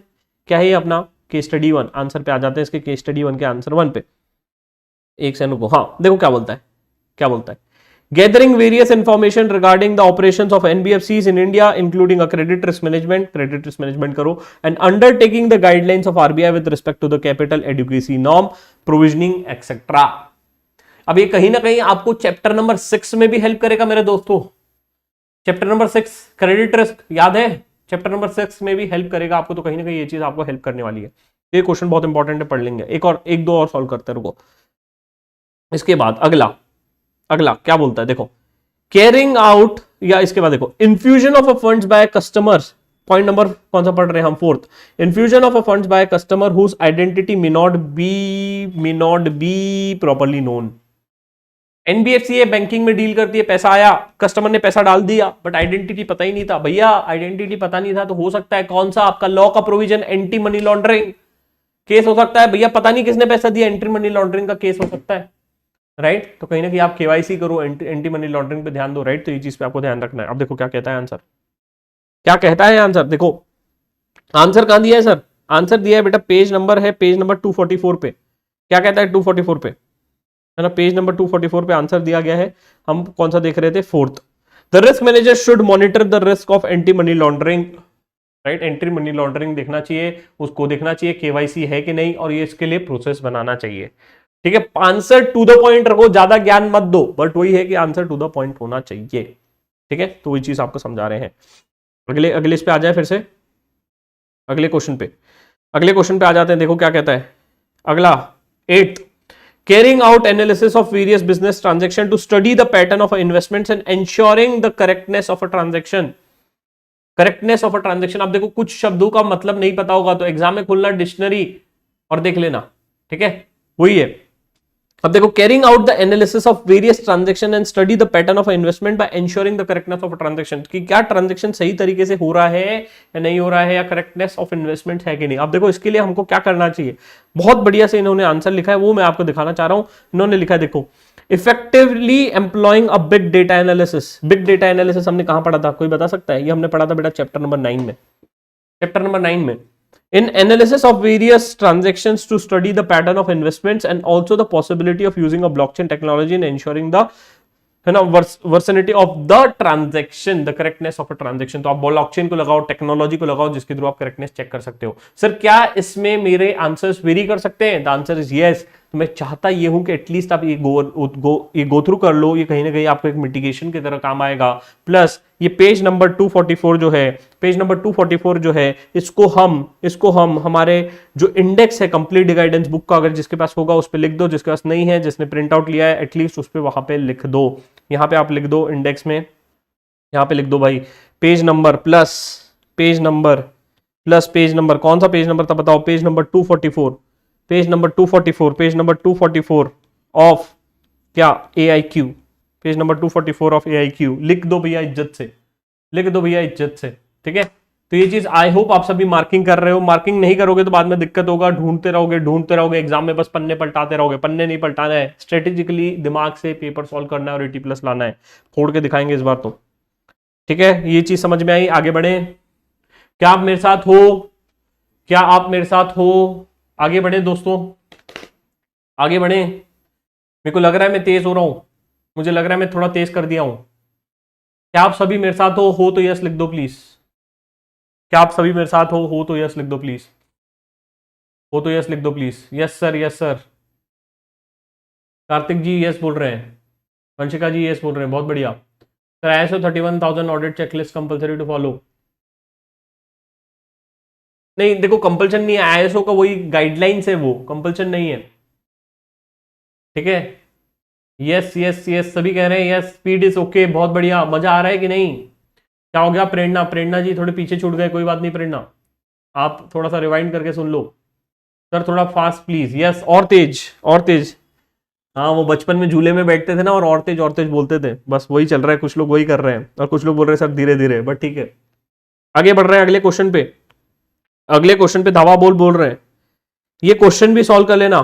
ये क्वेश्चन है बेटा, ये क्वेश्चन है केस स्टडी 2, केस स्टडी 2। ये एक्सपोजर वाला भी क्वेश्चन सॉल्व कर लेना। 1.5 का एक्सपोजर पे बहुत ज्यादा पूछ रहा है, 1.5 वाला है। पेज नंबर है बेटा 233, पेज नंबर है 233, पेज नंबर 233 1.5। ठीक है, next next next next case study 2 में, केस स्टडी 2 सॉल्व कर लेना, सभी से रिक्वेस्ट है। केस स्टडी 2 में करेक्शन है पेज नंबर 235 पे, पेज नंबर 235 पे करेक्शन है, इसको 1 कर दो।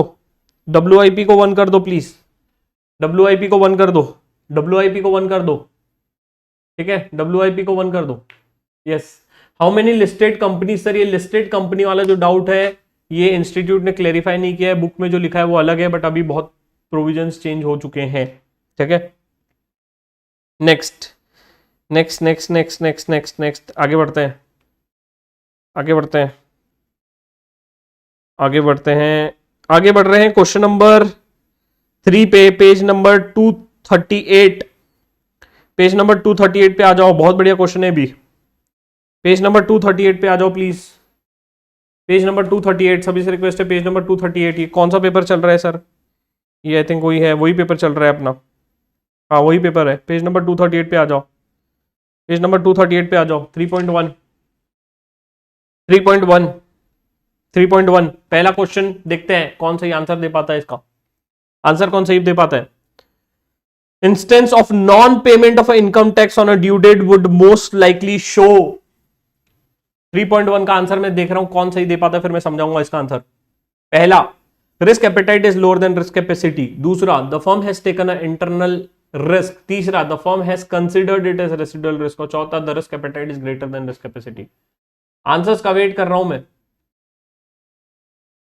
आंसर्स का वेट कर रहा हूं मैं, आंसर्स का वेट कर रहा हूं मैं। आंसर देख के लिख रहे हैं कुछ लोग, गलत कर रहे हो आप, गलत कर रहे हो। इतने सारे लोगों का सही आंसर, इतने सारे लोगों का सही आंसर कैसे आ सकता है? अच्छा, कुछ लोग बी लिख रहे हैं, कुछ लोग डी लिख रहे हैं, कुछ लोग ऊपर वालों को देख के लिख रहे हैं। अच्छा बेटा, देखो इसका आंसर डी है। The reason is simple, the reason is simple.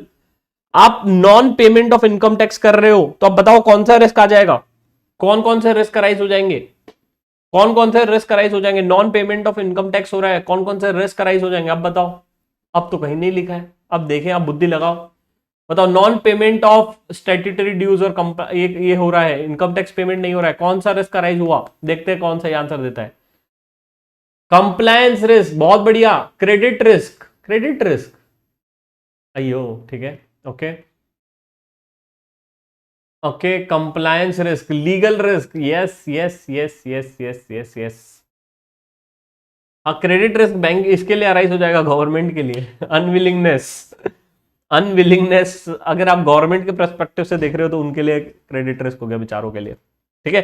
हाँ, तो अब यहां पे देखो क्या हो रहा है कि अगर कोई कंपनी अपना पेमेंट नहीं कर रही है भाई, जो कि रिक्वायर्ड है, मतलब ये कहीं ना कहीं वो अपने एपेटाइट से ज्यादा का रिस्क ले रही है। ये एपेटाइट है, उसका कैपेसिटी है, एपेटाइट से ज्यादा का रिस्क ले रही है वो। मैंने बताया था एक्चुअल जो होगा, सॉरी हाँ, मैंने हमेशा से बोला था जो एक्चुअल रिस्क होना चाहिए वो तुम्हारे एपेटाइट के अंदर होना चाहिए, राइट। तो ये चीज आपको ध्यान में रखना है। नेक्स्ट, ये देखो 3.3, the propose action of the management to provide a training and safety programs. किस चीज के लिए? Training and safety program would fall under, मतलब हम लोग चाहते हैं कि उसको ट्रेनिंग दे और सेफ्टी प्रोग्राम कंडक्ट करें, राइट। तो a propose action of a management to provide a training and safety program would fall under. मैं अपने एम्प्लॉइज को ट्रेनिंग दे रहा हूं, सेफ्टी प्रोग्राम बता रहा हूं कि ऐसे ऐसे होना चाहिए। आप फैक्ट्री में आ रहे हो तो हेलमेट पहन के चलो, है ना। अब यहां पे ऑप्शंस पूरे क्या दिए? Alternatives, alternatives, alternatives, alternatives. Alternatives का मतलब होता है इसके बदले, इन एक्सचेंज ऑफ, है ना। अगर आपने ट्रेनिंग और सेफ्टी प्रोग्राम कंडक्ट नहीं किया तो उसके बदले क्या करोगे? तो मैं कोशिश करूंगा ये रिस्क कम हो। और ये रिस्क कम कैसे होगा? इंश्योरेंस लेके, बिकॉज कहीं ना कहीं सेफ्टी प्रोग्राम से रिलेटेड है, इसलिए इसका आंसर है बी, ठीक है। इसलिए इसका आंसर है B. Please do understand this. इस टाइप का क्वेश्चन आएगा तो प्लीज गलती मत करना। This are the important questions, all this are the important questions which are supposed to be kept in a mind, ठीक है। Next next next next next, briefly explain the type of risk, ये तो देख लेंगे, है ना। Prepare a sample risk report, ये बता दिया। Explain the benefits of improved risk measurement and management of the management, direct question है, कोई रॉकेट साइंस नहीं है ना, खुद से कर लोगे, हो जाएगा। आगे बढ़ते हैं दूसरे केस स्टडी पे। टफ वाली केस स्टडी लेके आते हैं अब थोड़ी सी, अब थोड़ा सा आसान नहीं, अब टफ लेके जाएंगे, अब थोड़ा सा टफ कर देंगे आपके लिए, ठीक है। नेक्स्ट पेज नंबर आ जाओ 269 पे, पेज नंबर आ जाओ 269 पे, पेज नंबर आ जाओ 269 पे। ये बेटा कौन सा पेपर है, कौन सा पेपर है, ये तो मेरे को भी देखना पड़ेगा कौन सा पेपर है, तो भी बहुत ऊपर जाना पड़ेगा, नहीं जा रहा हूं। पेज नंबर 269 पे आ जाओ, बस पेज नंबर 269 पे आ जाओ, है ना। पेज नंबर 269, ये मॉक टेस्ट पेपर है अक्टूबर 20 का, मॉक टेस्ट पेपर है अक्टूबर 20 का। पेज नंबर 269 पे आ जाओ, 5.1। अब इसमें मेरे को आपको एक फॉर्मेट दिखाना है, इसमें मुझे आपको एक फॉर्मेट दिखाना है, इसमें मुझे आपको एक फॉर्मेट दिखाना है, और वो ये है कि यहां पे एक बोला गया है drought framework to manage this risk, है ना। इस टाइप का अगर कोई क्वेश्चन आया एग्जाम में कि फॉर्मेट बनाओ या फ्रेमवर्क बनाओ रिस्क को मैनेज करने के लिए, फ्रेमवर्क बनाओ रिस्क को मैनेज करने के लिए, तो बेटा यही फॉर्मेट कोशिश करना यूज करें आप, यही फॉर्मेट कोशिश करना यूज करें, है ना। Risk management framework in the above identified risk arising from measurement and management, ठीक है। मैनेजमेंट में कैसे बचाओगे, कैसे मेजर करोगे, क्या रिस्क कहां से आ रहा है और रिस्क क्या है। अगर इस टाइप का क्वेश्चन आया, रिस्क मैनेजमेंट फ्रेमवर्क, देखो दूसरा टेबल बताया, एक रिस्क रजिस्टर का, एक दूसरा वाला, एक फ्रेमवर्क वाला हो गया। ओ हेलो, ध्यान दो, है ना, फ्रेमवर्क वाला अगर कोई टेबल आ रहा है तो इस तरीके से आपको टेबल में बना के करना है। ध्यान रखना, क्वेश्चन कहीं ना कहीं आपको हेल्पफुल हो सकता है एग्जाम में। ठीक है, इसके अलावा एक शॉर्ट एनालिसिस पे टेबल दिया गया है। देखो शॉर्ट एनालिसिस भी बोला गया था 3.8 में। मैं क्वेश्चन नहीं पढ़ा रहा हूं, डायरेक्टली बता रहा हूं कैसे आंसर लिखना है। अगर शॉर्ट एनालिसिस पे आपको कोई क्वेश्चन आया, अगर शॉर्ट एनालिसिस पे अगर आपको कोई क्वेश्चन आ रहा है तो please do ensure that right in a proper tabular format. Table में बनाओ, अच्छे से बनता है, फटाफट होता है और हर एक पॉइंट का बरोबर से मार्क मिल जाता है। राइट, तो शॉर्ट एनालिसिस का स्ट्रेंथ का लिखा, वीकनेस का लिखा, अपॉर्चुनिटी का लिखा, थ्रेट का लिखा, पॉइंट्स को मार्क कर दिए गए। शॉर्ट एनालिसिस का केस स्टडी जब पढ़ रहे हो, क्वेश्चन जब पढ़ रहे हो, पैरेलली मार्क करते जाना कि ये स्ट्रेंथ है, ये वीकनेस है, ये अपॉर्चुनिटीज है, ये थ्रेट्स है। टेबल को अच्छे से बनाना, फटाफट बनाना, that is gonna be saving your time. Please do understand this. ठीक है, और स्ट्रेंथ लिख रहे हो अंडरलाइन करना, वीकनेस लिख रहे हो अंडरलाइन करना, हाईलाइटिंग करना अच्छे से। प्रेजेंटेशन पे मार्क होगा, खुला खुला लिखना। आंसर नहीं आ रहा है, स्पेस छोड़ दो, nothing to worry as such. ठीक है, नेक्स्ट आगे बढ़ रहा हूं, नेक्स्ट आगे बढ़ रहा हूं, नेक्स्ट आगे बढ़ गया मैं। ये अच्छा क्वेश्चन है, ये आ जाओ बेटा। नवंबर 20 एग्जामिनेशन केस स्टडी 1, नवंबर 20 examination case study 1 page number 288। नवंबर 20 एग्जामिनेशन पेज नंबर 288 पे आ जाओ, आ जाओ भाई, आ जाओ, फटाफट आ जाओ। यस यस यस, फटाफट आ जाइए। जो अभी नए लोग जुड़ रहे हैं यार, आप वीडियो को लाइक नहीं कर रहे हो, फटाफट लाइक कर दो यार। हमारे लिए वही तो मोटिवेशन है, हमारे को खुशी होती है लाइक देख के कि कितने लोग सुन रहे हैं सही में। Right, okay okay okay, yes. अगर कोई क्वेश्चन बच जाता है जिसमें डाउट है तो please do not hesitate, do not hesitate, हमारे डिस्कशन ग्रुप में डाल दो। राइट, या मुझे पिंग कर दो CA_शिवम_पलन पे, टेलीग्राम ग्रुप में। टेलीग्राम में मैं मिल जाऊंगा, हमारा टेलीग्राम ग्रुप ज्वाइन किया होगा तो वहां मिल जाऊंगा मैं। इस पे आप पिंग कर दो, पूछ लो। ठीक है, यस। आगे बढ़ते हैं, आगे बढ़ते हैं। देखो क्या बोलता है यहाँ पे। क्वेश्चन सबसे पहले समझते हैं, फिर क्वेश्चन पे जाएं, इस पे जाएंगे। केस स्टडी 1 पे आ जाओ, पेज नंबर है आपका 288। मैं आगे जा रहा हूं क्वेश्चन पे, पहले क्वेश्चन पढ़ लेते हैं। क्वेश्चन देखो क्या बोलता है, ध्यान दो। Write the risk action and risk responses. दो चीज बोला है, action and response, action and response for the risk face by CRPL। CRPL एक कंपनी होगी, as extracted from its risk and control matrix. क्या मुझे कोई बता सकता है रिस्क एक्शन कौन से चैप्टर का पार्ट था? क्या मुझे कोई बता सकता है कि रिस्क एक्शन कौन से चैप्टर का पार्ट था? कोई मुझे बता सकता है रिस्क एक्शन कौन से चैप्टर का पार्ट था? Risk action, risk action, risk action कौन से चैप्टर का पार्ट था? मैंने कल एक टेबल भी बताया था। रिस्क एक्शन कौन से चैप्टर का पार्ट था? देख रहा हूं मैं। क्या बात है फाल्गुनी, बहुत बढ़िया, पेज नंबर भी बता दिया। रिस्क एक्शन के लिए मैंने एक टेबल बताया था कल, कल के रिवीजन लेक्चर आई होप सभी ने अटेंड किया है। Yes yes yes, chapter number 2 में रिस्क एक्शंस थे। बस वो पेज नंबर ओपन कर लो, पेज नंबर 2.21 ओपन कर लो, सॉल्व करते हैं इसको। पेज नंबर 2.21 ओपन कर लो, सॉल्व करते हैं इसको। मजा आएगा, मजा आएगा। देखो क्या बोलता है, मुझे एक्शन बताना है कि रिड्यूस करूं, एक्सेप्ट करूं, अवॉइड करूं या ट्रांसफर करूं। रिड्यूस करूं, अवॉइड करूं, एक्सेप्ट करूं या ट्रांसफर करूं। राइट, वही चीज मुझे पूछ रहा है। मैं एक बार ओपन कर लेता हूं ताकि साथ में सॉल्व कर पाए, ताकि इसे साथ में सॉल्व कर पाए। ओहो, खुला ही था, भगवान बताओ, है ना। तो यही मुझे एक्शंस बताने, एक्शंस, एक्शंस, मेरा एक्शंस क्या रहेंगे, है ना, वही चीज मैं बोल रहा हूं। अब देखो क्या बोलता है। अब सबसे पहला क्वेश्चन ये है, पेज नंबर 288 पे आ जाओ। पेज नंबर 288 पे सॉल्व करते हैं। यहाँ पे इन्होंने बोले एक्शंस बताने आपको। नेक्स्ट देखो क्या बोलता है, extracts of a few risk faced by CRPL, below are some of the risk faced by the CRPL as extracted by risk and control matrix. सबसे पहला, risk of inadequate training to employees. अगर employees को training inadequate है तो मैं क्या करूंगा भाई? ट्रेनिंग दूंगा। अब रिस्क एक्शन बताना है कि मेरे को यहां पे कौन सा, अरे भाई हाँ, रिस्क एक्शन बताना है कि कौन सा एक्शन लगाऊं यहां पे। अवॉइड करूं, रिड्यूस करूं, ट्रांसफर करूं कि शेयर करूं? ऑफकोर्स सी बात है, मैं इस रिस्क को कम करूंगा, एम्प्लॉइज को ट्रेन करूंगा, कम करूंगा और एम्प्लॉइज को ट्रेन करूंगा। तो इसलिए यहां पे आंसर हो जाएगा क्या? रिड्यूस। आंसर हो जाएगा क्या? रिड्यूस। पहले का आंसर हो जाएगा रिड्यूस। किस तरीके से करूंगा? Bye giving a training. समझ में आया? ट्रेनिंग देके। नेक्स्ट अगला, the risk of CRPL being affected by natural calamities, है ना, नेचुरल कैलेमिटीज से उसका रिस्क है। The probability of flash floods affecting the main store was estimated at 1%. Probability and the loss caused by thereon was 25 lakh. Probability into consequence निकाल लिया कि कितना percent होगा, तो मैंने बोला कि भाई इसका होगा 25,000 रुपए. सर 25,000 कैसे आया? 25 लाख इंटू 1%, 25,000 आ गया. अब क्या बोलता है? The premium quoted by the insurance to cover the such event was 30,000. भाई मेरा जो आउटकम होगा वो 25,000 का है, बट मेरे को इंश्योरेंस कंपनी बोल रही है 30,000. क्या मैं इसे लूं या नहीं लूं? क्या मैं इसे लूं या नहीं लूं? बिल्कुल नहीं लूंगा. मतलब क्या? I am ready to accept what is coming to me. I am ready to accept it. मुझे चलेगा. The risk of CRPL being affected by natural calamities, चलेगा, कोई दिक्कत नहीं है. I am ready to accept this. इसलिए यहां पे आ गया आपका रिस्क एक्शन एक्सेप्ट. समझ में आया? इसलिए आपका आंसर क्या आ गया? एक्सेप्ट. आपने क्या चीज को कर लिया? इसको एक्सेप्ट कर लिया. समझ में आया? यस. तीसरा बोलता है the risk of certain products being discarded after the expiry date, है ना. एक्सपायरी डेट आने के बाद उसको डिस्कार्ड किया गया.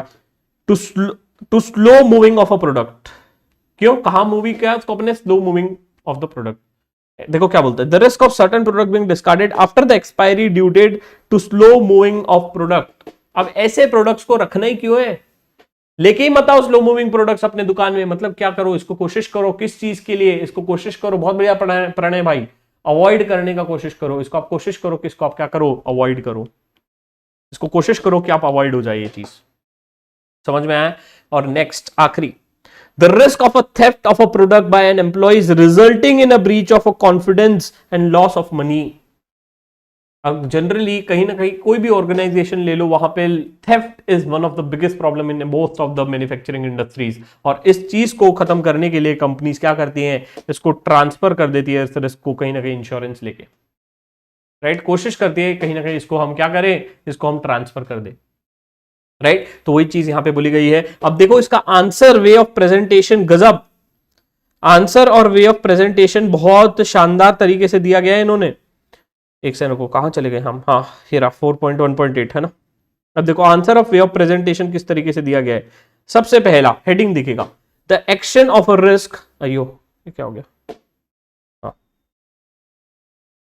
देखो क्या बोलता है, the action and the risk responses to the various risk identified as follow. सबसे पहला risk action and the various responses faced by the CRPL. सबसे पहला लिखा इन्होंने रिस्क, फिर लिखा इन्होंने क्या? एक्शन है, और फिर लिखा रिस्पॉन्स. एग्जाम में इसी प्रकार से प्लीज लिखना. इसको डिवाइड कर करके, बुद्धि मत लगाना, डिवाइड कर करके लिखना, ताकि एक अच्छे से प्रेजेंटेशन हो, मार्क्स अच्छा मिले. समझ में आया? उसी प्रकार से आपको लिखना है. जैसे ट्रांसफर को उन्होंने लिख दिया शेयर. राइट. इसको अच्छे से एकदम प्रेजेंट करके लिखना, that is something which is expected. और नीचे रिस्पॉन्स भी लिखना कि क्यों आप कौन से रिस्क को फॉलो कर रहे हो.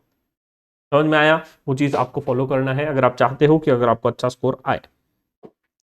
अब आ जाते हैं अगले सवाल में.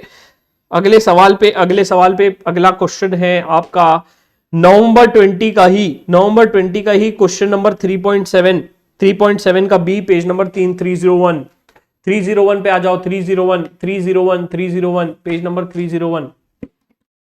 अब देखो यहां पे एक क्वेश्चन था, difference between ERM and business continuity plan. मैंने कल के लेक्चर में बताया था, जो कि हमारे फुल बैच के नोट्स में था. ये सब क्वेश्चन पूछ सकता है. अब इसको मार्क करके रख लो, अगर फिर से क्वेश्चन आया तो इसको क्रॉस लिंकिंग क्रिएट कर दो. मैं अभी सभी से रिक्वेस्ट करता हूं, बिजनेस कंटिन्यूटी प्लान बताओ कौन से चैप्टर के कौन से पेज नंबर पे. बिजनेस कंटिन्यूटी प्लान कौन से चैप्टर के कौन से पेज नंबर पे बताओ जल्दी. वहां पे इसको क्रॉस लिंकिंग क्रिएट कर दो अभी तुरंत जाके. कौन से चैप्टर के कौन से पेज नंबर पे, और वहां पे जाके क्रॉस लिंकिंग क्रिएट कर दो. मैं देख रहा हूं, वेट कर रहा हूं. सबसे पहले आंसर कौन देगा देखते हैं. Where to find risk mitigation table in free resources. Avinash ji मैं फिर से अपलोड कर दूंगा, अगर जिनको नहीं मिल रहा है मैं वीडियो छोटा सा डाल दूंगा चाहिए तो. Yes chapter number 9 क्रिएटॉन. यस आपने सही जवाब दिया है. पेज नंबर वेट कर रहा हूं मैं. पेज नंबर बता दो. फुल बैच नोट्स नहीं, इसका आईसीआई मटेरियल का. आईसीआई मटेरियल में बहुत अच्छे से कहां पे लिखा हुआ है. Yes chapter number 9.21. बहुत बढ़िया. यस है ना. 9.21 पे जाके प्लीज एक क्रॉस लिंकिंग क्रिएट कर दो. ईआरएम एंड बीसीपी का, इसका यहाँ पे पेज नंबर 9. एक सेकंड रुक जाओ, पेज नंबर बताता हूँ कौन सा लिखना है आपको. 3.7 है ना. हाँ तो ये वाला लिखो, पेज नंबर लिखो वहां पे 303. Page number 303. पेज नंबर 303 9.21 पे जाके लिख दो, पेज नंबर 303 लिख दो, ERM and business continuity plan. मुझे ही जाके करना पड़ेगा, रुको यार। 9.21 9.21 पे जाके लिख लो भाई। चाहिए तो इसको आप इंडेक्स पे भी लिख सकते हो, हमारा एब्रीविएशन शीट पे, अगर वो आपको ज़्यादा सही लगता है तो, है ना। वो आपको ज़्यादा सही लगता है तो वहाँ पे लिख दो बिजनेस कंटिन्यूटी प्लान, ये रहा, है ना, बिजनेस कंटिन्यूटी प्लान, यहाँ पे लिख लो। Difference between ERM and BCP, page number cross link कर दो, क्रॉस लिंक कर दो, इसको क्रॉस लिंक कर दो 303। एग्जाम में ढूंढते रहोगे तो परेशान हो जाओगे, मिलेगा ही नहीं। 303 पेज नंबर AIQ इज आत्मनिर्भर ICI क्वेश्चन बैंक। ठीक है, कर दिया, फुल बेच नोट्स में भी था, बहुत बढ़िया, बहुत बढ़िया नैन्सी। ठीक है, कर दिया linking, done done done done done. आगे बढ़ रहा हूं मैं, आगे बढ़े आगे बढ़े आगे बढ़े आगे बढ़े। अब ज्यादा क्वेश्चंस नहीं बचे हैं, बस देख लो 5-6 क्वेश्चन है और। हाँ, अब देखो क्या बोलता है। ये एक बढ़िया सा क्वेश्चन था चैप्टर नंबर 5 का, स्ट्रेस टेस्टिंग पे। स्ट्रेस टेस्टिंग क्वेश्चन था, is there a standard way of stress testing, what information would it provide and how does a stress testing complement the VaR framework, right, complement the VaR framework. ये था stress testing के regarding. अब stress testing हमने पढ़ा है chapter number 5 में, है ना, बट ये जब हम ढूंढने जाते हैं तो मिलता नहीं है, राइट। तो इसका मैं चाहता हूं कि इसका भी आप क्रॉस लिंकिंग क्रिएट कर दो। यहाँ पे है ना, इन्होंने ये वाला चार्ट बनाया बढ़िया सा, यहाँ पे ना इन्होंने एक बढ़िया सा चार्ट बनाया, तो मैं चाहता हूं कि ये आप चैप्टर नंबर 5 पेज नंबर कोई बता पाएगा कौन से चैप्टर पे स्ट्रेस टेस्टिंग, कौन से चैप्टर के पेज नंबर पे? 5 चैप्टर तो मैंने बता दिया, पेज नंबर बताओ, पेज नंबर बताओ, स्ट्रेस टेस्टिंग कहाँ पे है ये चार्ट? अरे मैं ही बता देता हूँ, छोड़ो, देखते हैं यार, आज तो मैं ही जीतूंगा, आज तो मैं ही जीतूंगा। पेज नंबर बता रहा हूं, रुको। पेज नंबर है ये आपका, पेज नंबर क्रॉस लिंक करना है आपको 304, पेज नंबर क्रॉस लिंक करना है 304, 304 को क्रॉस लिंक करना है। मैं पेज नंबर बता रहा हूँ ICI मटेरियल के कौन से पेज नंबर पे करना है, यहाँ पे करना है 5.10 पे, 5.10 पे, 5.10 पे, यहाँ पे लिखो, यहाँ पे लिखो प्लीज, यहाँ पे लिखो प्लीज। सबसे पहला refer page number, refer page number 304 of ICAI AIQ, या AIQ लिख दिया तो भी चलेगा, रेफर 304 ऑफ AIQ। ठीक है, इसके ऊपर हेडिंग लिख दो या क्वेश्चन लिख दो, इसके ऊपर एक क्वेश्चन लिख दो प्लीज। मुझे पता है बाद में एग्जाम हॉल में बहुत दिक्कत हो जाता है, सर क्या क्वेश्चन लिखना है, ये लिख दो यहाँ पे। ये जो क्वेश्चन है मैं डिक्टेट कर रहा हूँ, यहाँ पे लिखो, यहाँ पे लिखो क्वेश्चन, यहाँ पे लिखो क्वेश्चन प्लीज, यहाँ पे लिखो, मैं डिक्टेट कर रहा हूँ, यहाँ पे क्वेश्चन लिखो भाई। ओ हेलो, यहाँ पे क्वेश्चन लिखो, मैं डिक्टेट कर रहा हूँ, डिक्टेट कर रहा हूँ, लिखो प्लीज। Is there a standard way of stress testing, ये कहां पे लिखना है, ये क्वेश्चन को यहां पे लिखना है मेरे दोस्तों, यहां पे लिखना है, कहीं पे भी लिख दो, ठीक है, यहां पे लिख दो कहीं पे भी। Is there a standard way of stress testing, उसके बाद लिखो what information would it provide, what information would it provide, उसके बाद लिखो how does stress testing, how does stress testing complement the VaR framework, how does stress testing complement the VaR framework. लिखा क्या? अरे लिखा क्या? अरे बोल भी दो, लिखा क्या? लिख भी दो, लिखा क्या? बोल भी दो। आगे बढ़े, आगे बढ़ूं क्या? जल्दी जल्दी जल्दी जल्दी आगे बढ़ रहा हूं। लिख दिया, लिख भी लो। कितना सारा क्रॉस लिंकिंग कर दिया भाई। कल का लेक्चर आज का लेक्चर देखा, दोनों देख के मजा आ जाना चाहिए आपको। तो अगला, आहा, management wants to see a sample RCSA, RCSA, RCSA, बताओ चैप्टर, बताओ चैप्टर। देखे कौन बता पाएगा सबसे पहले? जय माता दी, जय माता दी, बोल दो ना जरा। अच्छा, यस, बताओ बताओ कौन सा चैप्टर? RCSA, RCSA, देखिए कौन बता पा रहा है? RCSA, RCSA, RCSA, RCSA, RCSA chapter number 9 page number बता दिया है सबसे पहले। रक्षित रक्षित जी ने बहुत बढ़िया। आरुषि बहुत बढ़िया। रक्षित जी ने सबसे पहले बताया पेज नंबर 9.17। गजब पढ़ाई किया रक्षित तूने, मजा आ गया रक्षित भाई, ताली बजाने का मन हो रहा है आपके लिए, बहुत बढ़िया। बाकी लोग पेज नंबर नहीं बता पाए, पेज नंबर खोलो 9.19, खोलो खोलो खोलो खोलो खोलो, जल्दी जल्दी जल्दी पहुंचो, जल्दी पहुंचो 9.19 पे। मैं भी पहुंच रहा हूं,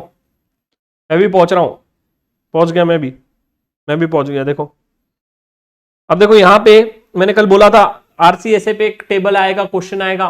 भाई इस फॉर्मेट को कैसे लिखना, ये क्वेश्चन को सॉल्व कर लेना इज्जत से, ये क्वेश्चन को सॉल्व कर लेना। सर पेज नंबर बता दो सर। पेज नंबर है बेटा 308, पेज नंबर 308, पेज नंबर 308 है, पेज नंबर 308। नवंबर 20 का पेपर है, आरसीएसए पे क्वेश्चन आया था टेबल बनाने पे, ठीक है, बहुत इंपॉर्टेंट है। अल्टीमेट जेड स्कोर का बहुत सिंपल क्वेश्चन है, वो भी सॉल्व कर लेना, मैंने बताया था ये भी, ठीक है। अल्टीमेट जेड स्कोर का अल्टरनेट अटेम्प्ट में पूछ लेता है तो आपके अटेम्प्ट में भी आने के चांसेस हो सकते हैं। आरसीएसए देखो, आरसीएसए के लिए कुछ नहीं है, टेबल बनाया है, क्वेश्चन से आपको कंटेंट ढूंढ के लिखना है, कुछ नहीं है। बाकी जो प्रोबेबिलिटी स्केल है वो सब आपको कहीं ना कहीं मिल जाएगा, जो नहीं मिल रहा है उसको आप मन से लिख सकते हैं, ठीक है। अब इसके अलावा यहां पे एक चीज ध्यान रखना है, ये जो है, ये जो पॉइंट है, कुछ पॉइंट्स इन्होंने एडिशनल कॉलम डाले हुए हैं, ठीक है, एडिशनल कॉलम डाले हुए, आप भी डाल सकते हो कि हाँ, बट अवॉइड करना, जनरली जो इंस्टीट्यूट ने जितना दिया है उतना लिखना, बाकी छोड़ देना, ठीक है। ये एडिशनल इन्होंने 3 कॉलम ऐड किए हैं, जैसे देखो यहाँ पे है ना, रेसिडुअल रिस्क रेटिंग तक यहाँ पे दिया हुआ है, रेसिडुअल रिस्क रेटिंग, ये 3 कॉलम नहीं थे, इन्होंने ऐड कर दिए हैं भैया ने एग्जाम में। ये सब चीजें मुझे बुरा लगता है, अरे कहां से लाए, ला लिया इंस्टीट्यूट ने, बट ठीक है अब छोड़ दो। एग्जाम में आएगा तो ये सेम क्वेश्चन आएगा तो ये same format table copy paste कर लेना, क्वेश्चन ओवरव्यू कर लेना। इसके बाद लेक्चर के बाद मैं एक्सपेक्ट कर रहा हूँ क्वेश्चन ओवरव्यू करेंगे आप, ठीक है। अगले क्वेश्चन पे जा रहे हैं, ठीक है, ये क्वेश्चन इंपॉर्टेंट है, सॉल्व कर लियो। राइट, जेड स्कोर का बता दिया, कोई बताने जैसा है नहीं, बट ये एक चीज फिर से बता रहा हूँ, जेड स्कोर में फॉर्मूला लिख लेना इज्जत से, उसको एक्सप्लेन कर देना इज्जत से, ठीक है। जेड स्कोर का कुछ डेटा केस स्टडी का क्वेश्चन में भी रह सकता है। अगला और लास्ट और सबसे इंपॉर्टेंट क्वेश्चन जो मैंने कल बताया था, पर्पस ऑफ रिस्क रजिस्टर, और उसके साथ साथ उसके क्या डिसएडवांटेजेस है, ये कल हमने कवर कर लिया था, राइट, ये कल हमने कवर कर लिया था, ठीक है। तो यहां पे मैंने बहुत सारे इंपॉर्टेंट क्वेश्चंस कवर कर लिए हैं, मैंने अभी तक आपको क्या क्या कवर करवा दिया, बहुत सारे इंपॉर्टेंट क्वेश्चन। May 22 का पूरा पेपर सॉल्व कर लिया हमने, उसके बाद एमटीपी सॉल्व कर लिया इस अटेम्प्ट की, और बहुत सारे जो इंपॉर्टेंट क्वेश्चंस थे वो मार्क करवा दिए हैं। इसके अलावा कुछ क्वेश्चन छूट गए हैं because of a time permit. अब देखो 1 आवर 30 मिनट्स 45 मिनट्स में जितना कवर हो सकता था मैंने करवाया है बेस्ट। जो लेक्चर को अभी मैंने चीजें मार्क करवाई है वो इज्जत से देख लेना। और अभी रिक्वेस्ट है आप सभी से, फटाफट 2 काम करेंगे, फटाफट 2 काम करेंगे। पहला काम, जो भी मटेरियल है आईसीए का इज्जत से पढ़ेंगे, जो मटेरियल है वो कंप्लीट कर लो 100%। पहला काम सबसे पहले 100% मटेरियल कंप्लीट कर लो, आईसीए मटेरियल 100% कंप्लीट करो, उसके साथ इंडेक्स कंप्लीट करो, एब्रीविएशन शीट कंप्लीट करो। वो कंप्लीट होने के बाद आपको एआईक्यू कंप्लीट करना है, आत्मनिर्भर आईसीए क्वेश्चन बैंक, उसको प्रिंट आउट लो, बढ़िया से क्वेश्चंस पूरे कंप्लीट कर लो। जो मैंने अभी ये लेक्चर करवाया है उसके बेसिस पे फटाफट कंप्लीट कर लो, ओवरव्यू करके खत्म करो। उसके बाद आप लगाएंगे अपनी बुद्धि कैसे लगाएंगे, जो भी क्वेश्चंस बचे हुए हैं पीछे से चालू करेंगे बुक को और आगे बढ़ेंगे अटेम्प्ट वाइज, ठीक है। अब इसके बाद एक और चीज, अगर एग्जाम में कोई क्वेश्चन आता है, सबसे पहले अपने को आईसीआई मटेरियल में खोजना है। अब उसको कैसे खोज सकते हो, एब्रीविएशन शीट से और इंडेक्स से। सर वहां पे नहीं मिला तो आपको ढूंढना है वो क्वेश्चन हमारी फुल बैच नोट्स नोट्स कहां मिलेगी बेटा, फ्री रिसोर्सेज पे। अभी तक के कुछ लोगों को दिक्कत क्यों आ रही है पता नहीं भाई, सब कुछ फाइल्स जो है डली हुई है फ्री रिसोर्सेज को, जाओ तो सही, खोलो तो सही, अगर नहीं खुल रहा है तो सीएमओंग ऐप डाउनलोड करो प्ले स्टोर से, iOS में भी है, वहां से डाउनलोड करके खत्म करो, राइट। उसके बाद फुल बैच नोट्स में अगर आपको आंसर नहीं मिल रहा है तो फिर आप कोशिश करो एटम बुक या कंप्लीट गाइडेंस बुक वहां से ढूंढो, और वहां पे भी नहीं मिल रहा है तो आपको फिर मन से ही लिखना पड़ेगा, दिमाग से लगा के लिखना पड़ेगा, राइट। इसके बाद एक और चीज, एग्जाम हॉल में सिटिंग अरेंजमेंट कैसा करना है, ध्यान दो। टेबल पे जहां पे आप बैठोगे, टेबल पे आपको कौन सी बुक रखनी है, कोशिश करो वहां पे आईसीआई मटेरियल रहे, इंडेक्स रहे और एब्रीविएशन शीट रहे बस, और हो सके तो एआईक्यू भी रख देना, आत्मनिर्भर आईसीआई क्वेश्चन बैंक। बाकी का जो एक्स्ट्रा मटेरियल है जहां पे बेंच में बैठोगे वहां पे रखना, ताकि वो मैसी क्रिएट ना हो जाए, एकदम खिचड़ी ना बन जाए, समझो, ठीक है। इसके बाद एक और इंपॉर्टेंट चीज, एक और इंपॉर्टेंट चीज, आज का आपका टारगेट ये होना चाहिए, आज का टारगेट ये होना चाहिए कि पूरे जो 9 चैप्टर्स हैं, ऑल द 9 चैप्टर्स आपको कंप्लीट करना है, 9 चैप्टर्स कंप्लीट करना है। और आत्मनिर्भर आईसीआई क्वेश्चन बैंक फटाफट रात को सोने के पहले तक पूरे कोशिश क्वेश्चन करे, खटक खटक खटक खटक खत्म करे, राइट। तो ये चीज आपका टारगेट होना चाहिए। अब इसके अलावा कल आपको क्या करना है, सुबह उठ के कल आपको पूरा चीजें रिवाइज करना है, इंडेक्स रिवाइज करना है, पेजेस टर्न करने हैं और एआईक्यू के जो इंपॉर्टेंट क्वेश्चंस है वो मार्क करके देख लेने हैं। अब sir what is the difference between index sheet? भाई इंडेक्स में पूरा पेज नंबर वाइज दिया गया है और एब्रिविएशन शीट जो है एब्रिविएशन में वर्ड वाइज दिया गया है। Abbreviation sheet is like a dictionary, ठीक है। अब एमसीक्यू में क्या होगा मैंने बता दिया, एमसीक्यू कुछ डायरेक्ट आएंगे तो बढ़िया से आप देख लेना पे ओपन करके, इनडायरेक्ट आएंगे तो दिमाग से सॉल्व करना पड़ेगा, केस स्टडी बेस्ड रहेंगे तो केस स्टडी के साथ सॉल्व करना पड़ेगा। सर क्या मैं पहले एमसीक्यू सॉल्व कर लूं? नहीं, you are suppose to solve the MCQs with the case studies only. Case study 5 pick किया तो उसके एमसीक्यू साथ में ही सॉल्व करके खत्म करना, क्योंकि कुछ डायरेक्ट होंगे कुछ इनडायरेक्ट होंगे, that is something which might hamper you, ठीक है। तो ये चीज ध्यान में रखना। इसके अलावा सर स्पीड, अभी आप सभी कसम खाइए गीता और बबीता की, राइट, कसम खाइए कि स्पीड पहले क्वेश्चन से मेंटेन होगी। मतलब कोशिश ये करना है, one case study suppose to be solve within 45 to 50 minutes. मैं पहले ही बता रहा हूं, धीरे धीरे मत करना, एक केस स्टडी 50 मिनट के अंदर खत्म करनी है, because if you are gonna be investing more time, अगर आपने 50 मिनट से ज्यादा अपने टाइम इन्वेस्ट कर दिया, 50 मिनट से ज्यादा, तो कहीं ना कहीं आपका पेपर छूट जाएगा, क्योंकि आपके पास एंड में करीबन 30 मिनट्स फ्री होना चाहिए। बिकॉज आप पेजेस बहुत टर्न करोगे, आप ढूंढोगे नहीं मिल रहा, ढूंढोगे, तो कोशिश ये करो कि एंड में 30 मिनट्स आपके पास स्पेयर रहे। एंड में you should keep a 30 minutes of a spare time with you, that is something which you are suppose to keep in mind. Next sir, शुरू के 15 मिनट्स कैसे यूटिलाइज करें? स्टार्टिंग के 15 मिनट्स में आप कोशिश करो कि स्टडी 4 या 5 में चले जाओ, उनके आप क्वेश्चंस रीड कर लो, और क्वेश्चन रीड करके डिसाइड कर लो कौन सी केस स्टडी सॉल्व करना है। सर क्या क्वेश्चन नंबर 1 कंपलसरी है? नहीं, क्वेश्चन नंबर 1 स्किप कर सकते हो, कोई दिक्कत नहीं है। सर क्या मुझे स्पीड पहले क्वेश्चन से मेंटेन करना है? द आंसर इज यस, पहले क्वेश्चन से स्पीड मेंटेन करना है। सर एमसीक्यूज को कितना टाइम दूं? ऐसा कोई डिवीजन नहीं है, बट मैं वही बोल रहा हूं 50 मिनट्स में एक केस स्टडी कंप्लीट हो जाना चाहिए with MCQ and answer writing.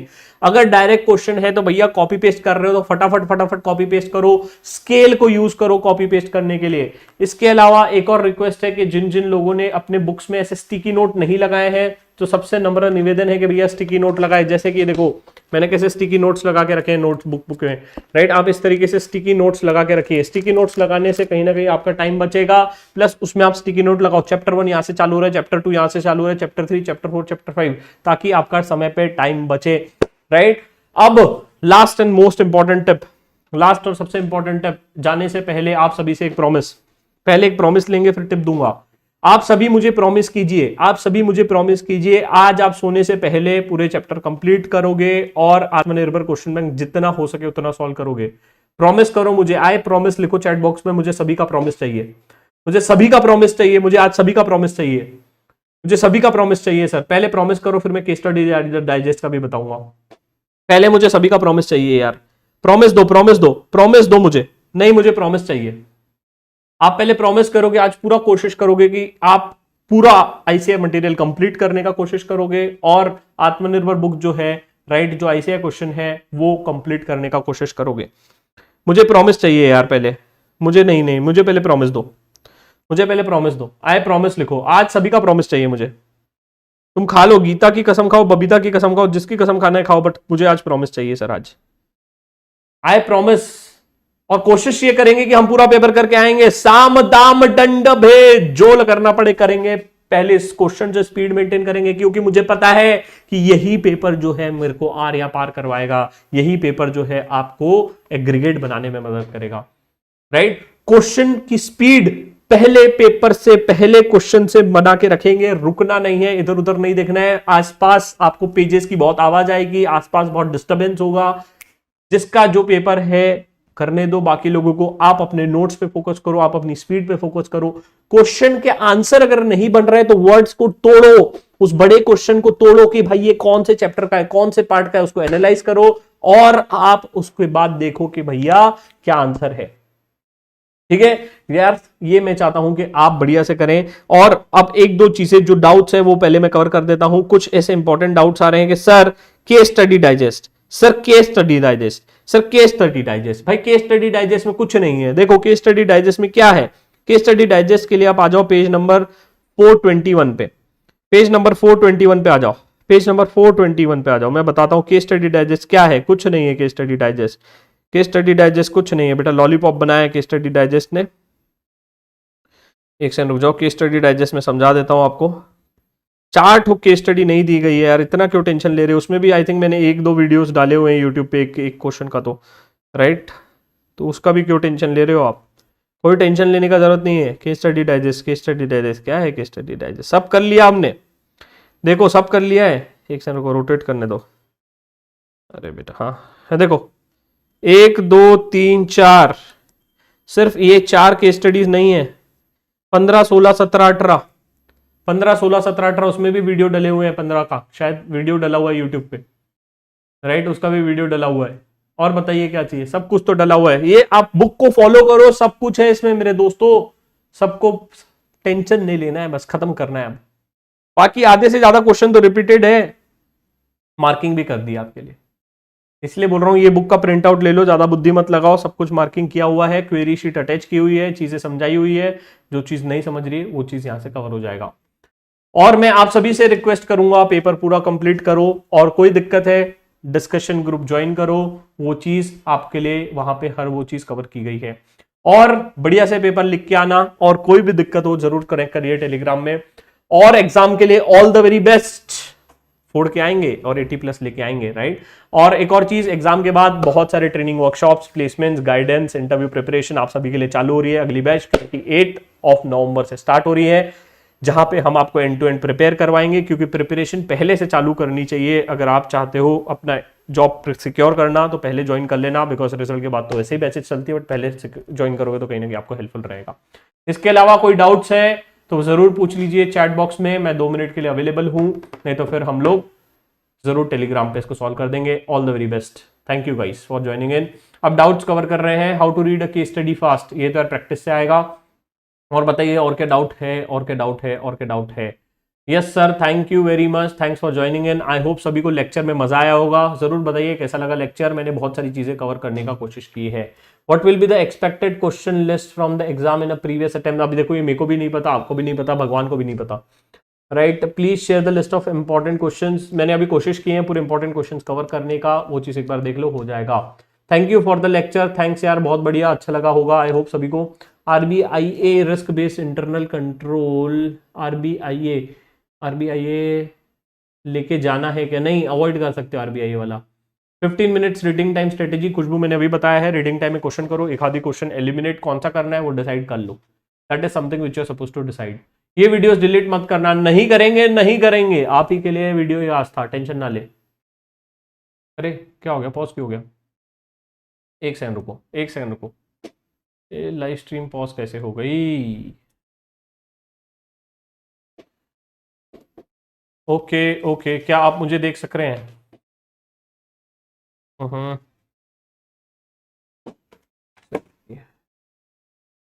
मुझे नहीं पता वीडियो चालू है या बंद है।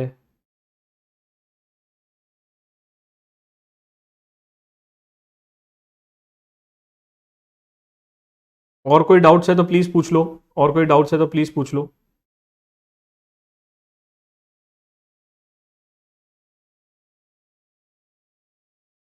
और कोई डाउट्स है तो प्लीज पूछ लो। एक सेकेंड, एक सेकेंड, एक सेकेंड, चल रही है, चल रही है। अच्छा मेरे दूसरे लैपटॉप पे बंद हो गई, वो चैट गायब हो गई एकदम से, इसलिए मैं डर गया। ठीक है सर, लास्ट 30 मिनट्स में क्या करना है, जो आंसर्स नहीं मिले वो उसके आंसर ढूंढना है, और क्या करना है। यस, एक्सपेक्टेड टॉपिक यार देखो मैंने बता दिया है, पूरी चीजें इंपॉर्टेंट तो कवर कर ली है। इसके अलावा कुछ इंपॉर्टेंट टॉपिक्स रहेंगे तो वो मैं एक बार फिर से बता दूंगा आप सभी के लिए। ठीक है, कुछ इंपॉर्टेंट टॉपिक्स रहेंगे तो वो मैं बता दूंगा फिर से आप सभी के लिए। ठीक है सर, इंपॉर्टेंट टॉपिक का मैंने बता दिया है। Can I watch concept building batch now, time है तो प्लान कर लो, नहीं तो फिर स्किप कर सकते हो, टाइम है तो प्लान करो उस हिसाब से। Sir complete guidance book free resources में नहीं है बेटा, वो फ्री रिसोर्सेज में नहीं है, बिकॉज वो आपको खरीदना पड़ेगा, which is there. Nostalgic again after getting an examination in RM, बहुत बढ़िया, अच्छा लग रहा है। पास क्वेश्चंस रिपीट होते हैं, जी हाँ पास क्वेश्चंस रिपीट हो सकते हैं, तो वो चीज़ आ सकती है, या रिपीट हो सकते हैं पास क्वेश्चंस। और बताइए सर, एक्सपेक्टेड टॉपिक का लिस्ट शेयर कर दीजिए, कोशिश करूंगा आज रात तक शेयर कर दो। सेशन वाले क्वेश्चंस की लिस्ट मिल पाएगी क्या? सेशन वाले के अगर मुश्किल है, बिकॉज आप एक को ओवरव्यू कर लो, अगर किसी का टाइम होगा तो मैं देखता हूँ, किसी टीम मेंबर को बोल दूंगा, उसका समरी डाल देगा। डिफिकल्टी लेवल सर, डिफिकल्टी अरे आप पढ़िए तो 80+ वैसे ही आ जाएंगे, आपका कोई दिक्कत नहीं है, right. Thank you Hetal, thanks for joining इन। और बताइए expected topic Girish. Expected topic तो मैं कोशिश करूंगा कुछ डालने का सुबह तक या रात तक। कल मॉर्निंग में क्या करना है? कल मॉर्निंग में जो चीज़ें पढ़ी है उसको रिवाइज करना है, इंडेक्स को रिवाइज करना है, वो चीज़ आपके लिए हेल्प रहेगी। Sir do I need the industry specific risk? I need that industry specific risk. अच्छा, तो ये कंप्लीट गाइडेंस बुक में आपको मिल जाएगा। Good perspective where it is available, cmonk.com। Please जवाब दो, क्या जवाब देना है राज, बताओ। Anyone please share the risk mitigation sheet, page number 282 free resources में डाला हुआ है, मिल जाएगा आपको, वहां पे सर्च कर लो। Can anyone please share the mitigation rate, हो गया, thank you, thanks Neha. Paper कैसा आएगा सर? पेपर आसान ही आएगा आज अगर आप इज्जत से पढ़ोगे तो पेपर आसान आएगा आपके लिए। सर मेरा MCQ साथ साथ ढूंढना नहीं, साथ साथ मतलब केस स्टडी के साथ साथ करना है आपको। What if the question is out of box, तो दिमाग लगा के बुद्धि से लिखना है, और आपको बाकी जो रेफरेंस मटेरियल दिया गया है उससे आपको ढूंढ के लिखना है, ठीक है। सर जो क्वेश्चन लास्ट ईयर में न्यू थे, जो कभी नहीं इस अटेम्प्ट में आ सकते हैं क्या? आ सकते हैं, बिल्कुल आ सकते हैं, क्वेश्चन रिपीट हो सकते हैं। सर क्या इंटरनल रिस्क ही रिस्क एपेटाइट का पार्ट है? नहीं नहीं, अरे बाबा नहीं दे, कल आपको इतना समझाया है ना, तो ये चीज़ आप कल के रिवीजन लेक्चर में देखो, बहुत अच्छे से समझाया है। सर जो क्वेश्चन लास्ट अटेम्प्ट में न्यू थे तो बता दिया मैंने, thanks for the session, thank you.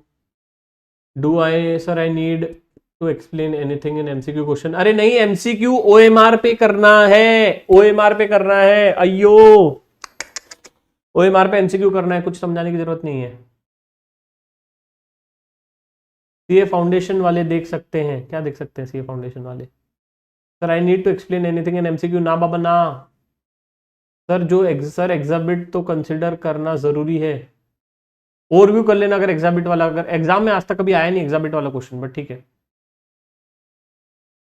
ठीक है। और क्या बचा है? Thank you for the session, very effective class, thank you, thanks Giridhar, thanks Deepa.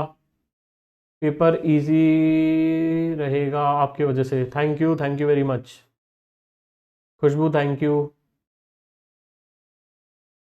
Sir case study digest का क्वेरी शीट पे का पेज नंबर बताओ। अरे इंडेक्स रेफर कर लो ना आत्मनिर्भर बुक का, क्यों तंग कर रहे हो? एटम की केस स्टडी अभी करनी है? नहीं, ओवरव्यू कर लो हितल।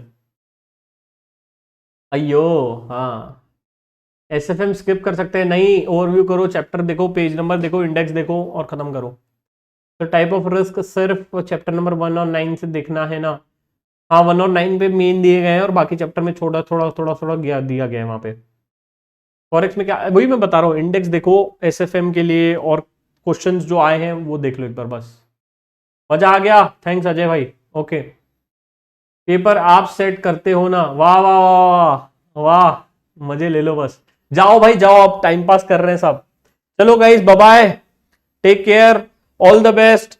जरूर हमारे साथ कनेक्ट रहिए, चैनल सब्सक्राइब नहीं किया तो चैनल भी सब्सक्राइब कर लीजिए, और एग्जाम के बाद तो बहुत सारी चीजें आपके लिए कर नहीं रहे हैं हम लोग, बिकॉज साम दाम दंड भेद, एग्जाम के साथ भी और एग्जाम के बाद भी, उसका नाम है CMONK, जो आपको हमेशा मदद करेगा। और चाहे कुछ भी हो जाए, इस बार आप बढ़िया से करेंगे, पेपर पूरा कंप्लीट करेंगे, और कोई हेल्प चाहिए टेलीग्राम ग्रुप में प्लीज पूछ लीजिए, ठीक है guys, bye bye, thank you.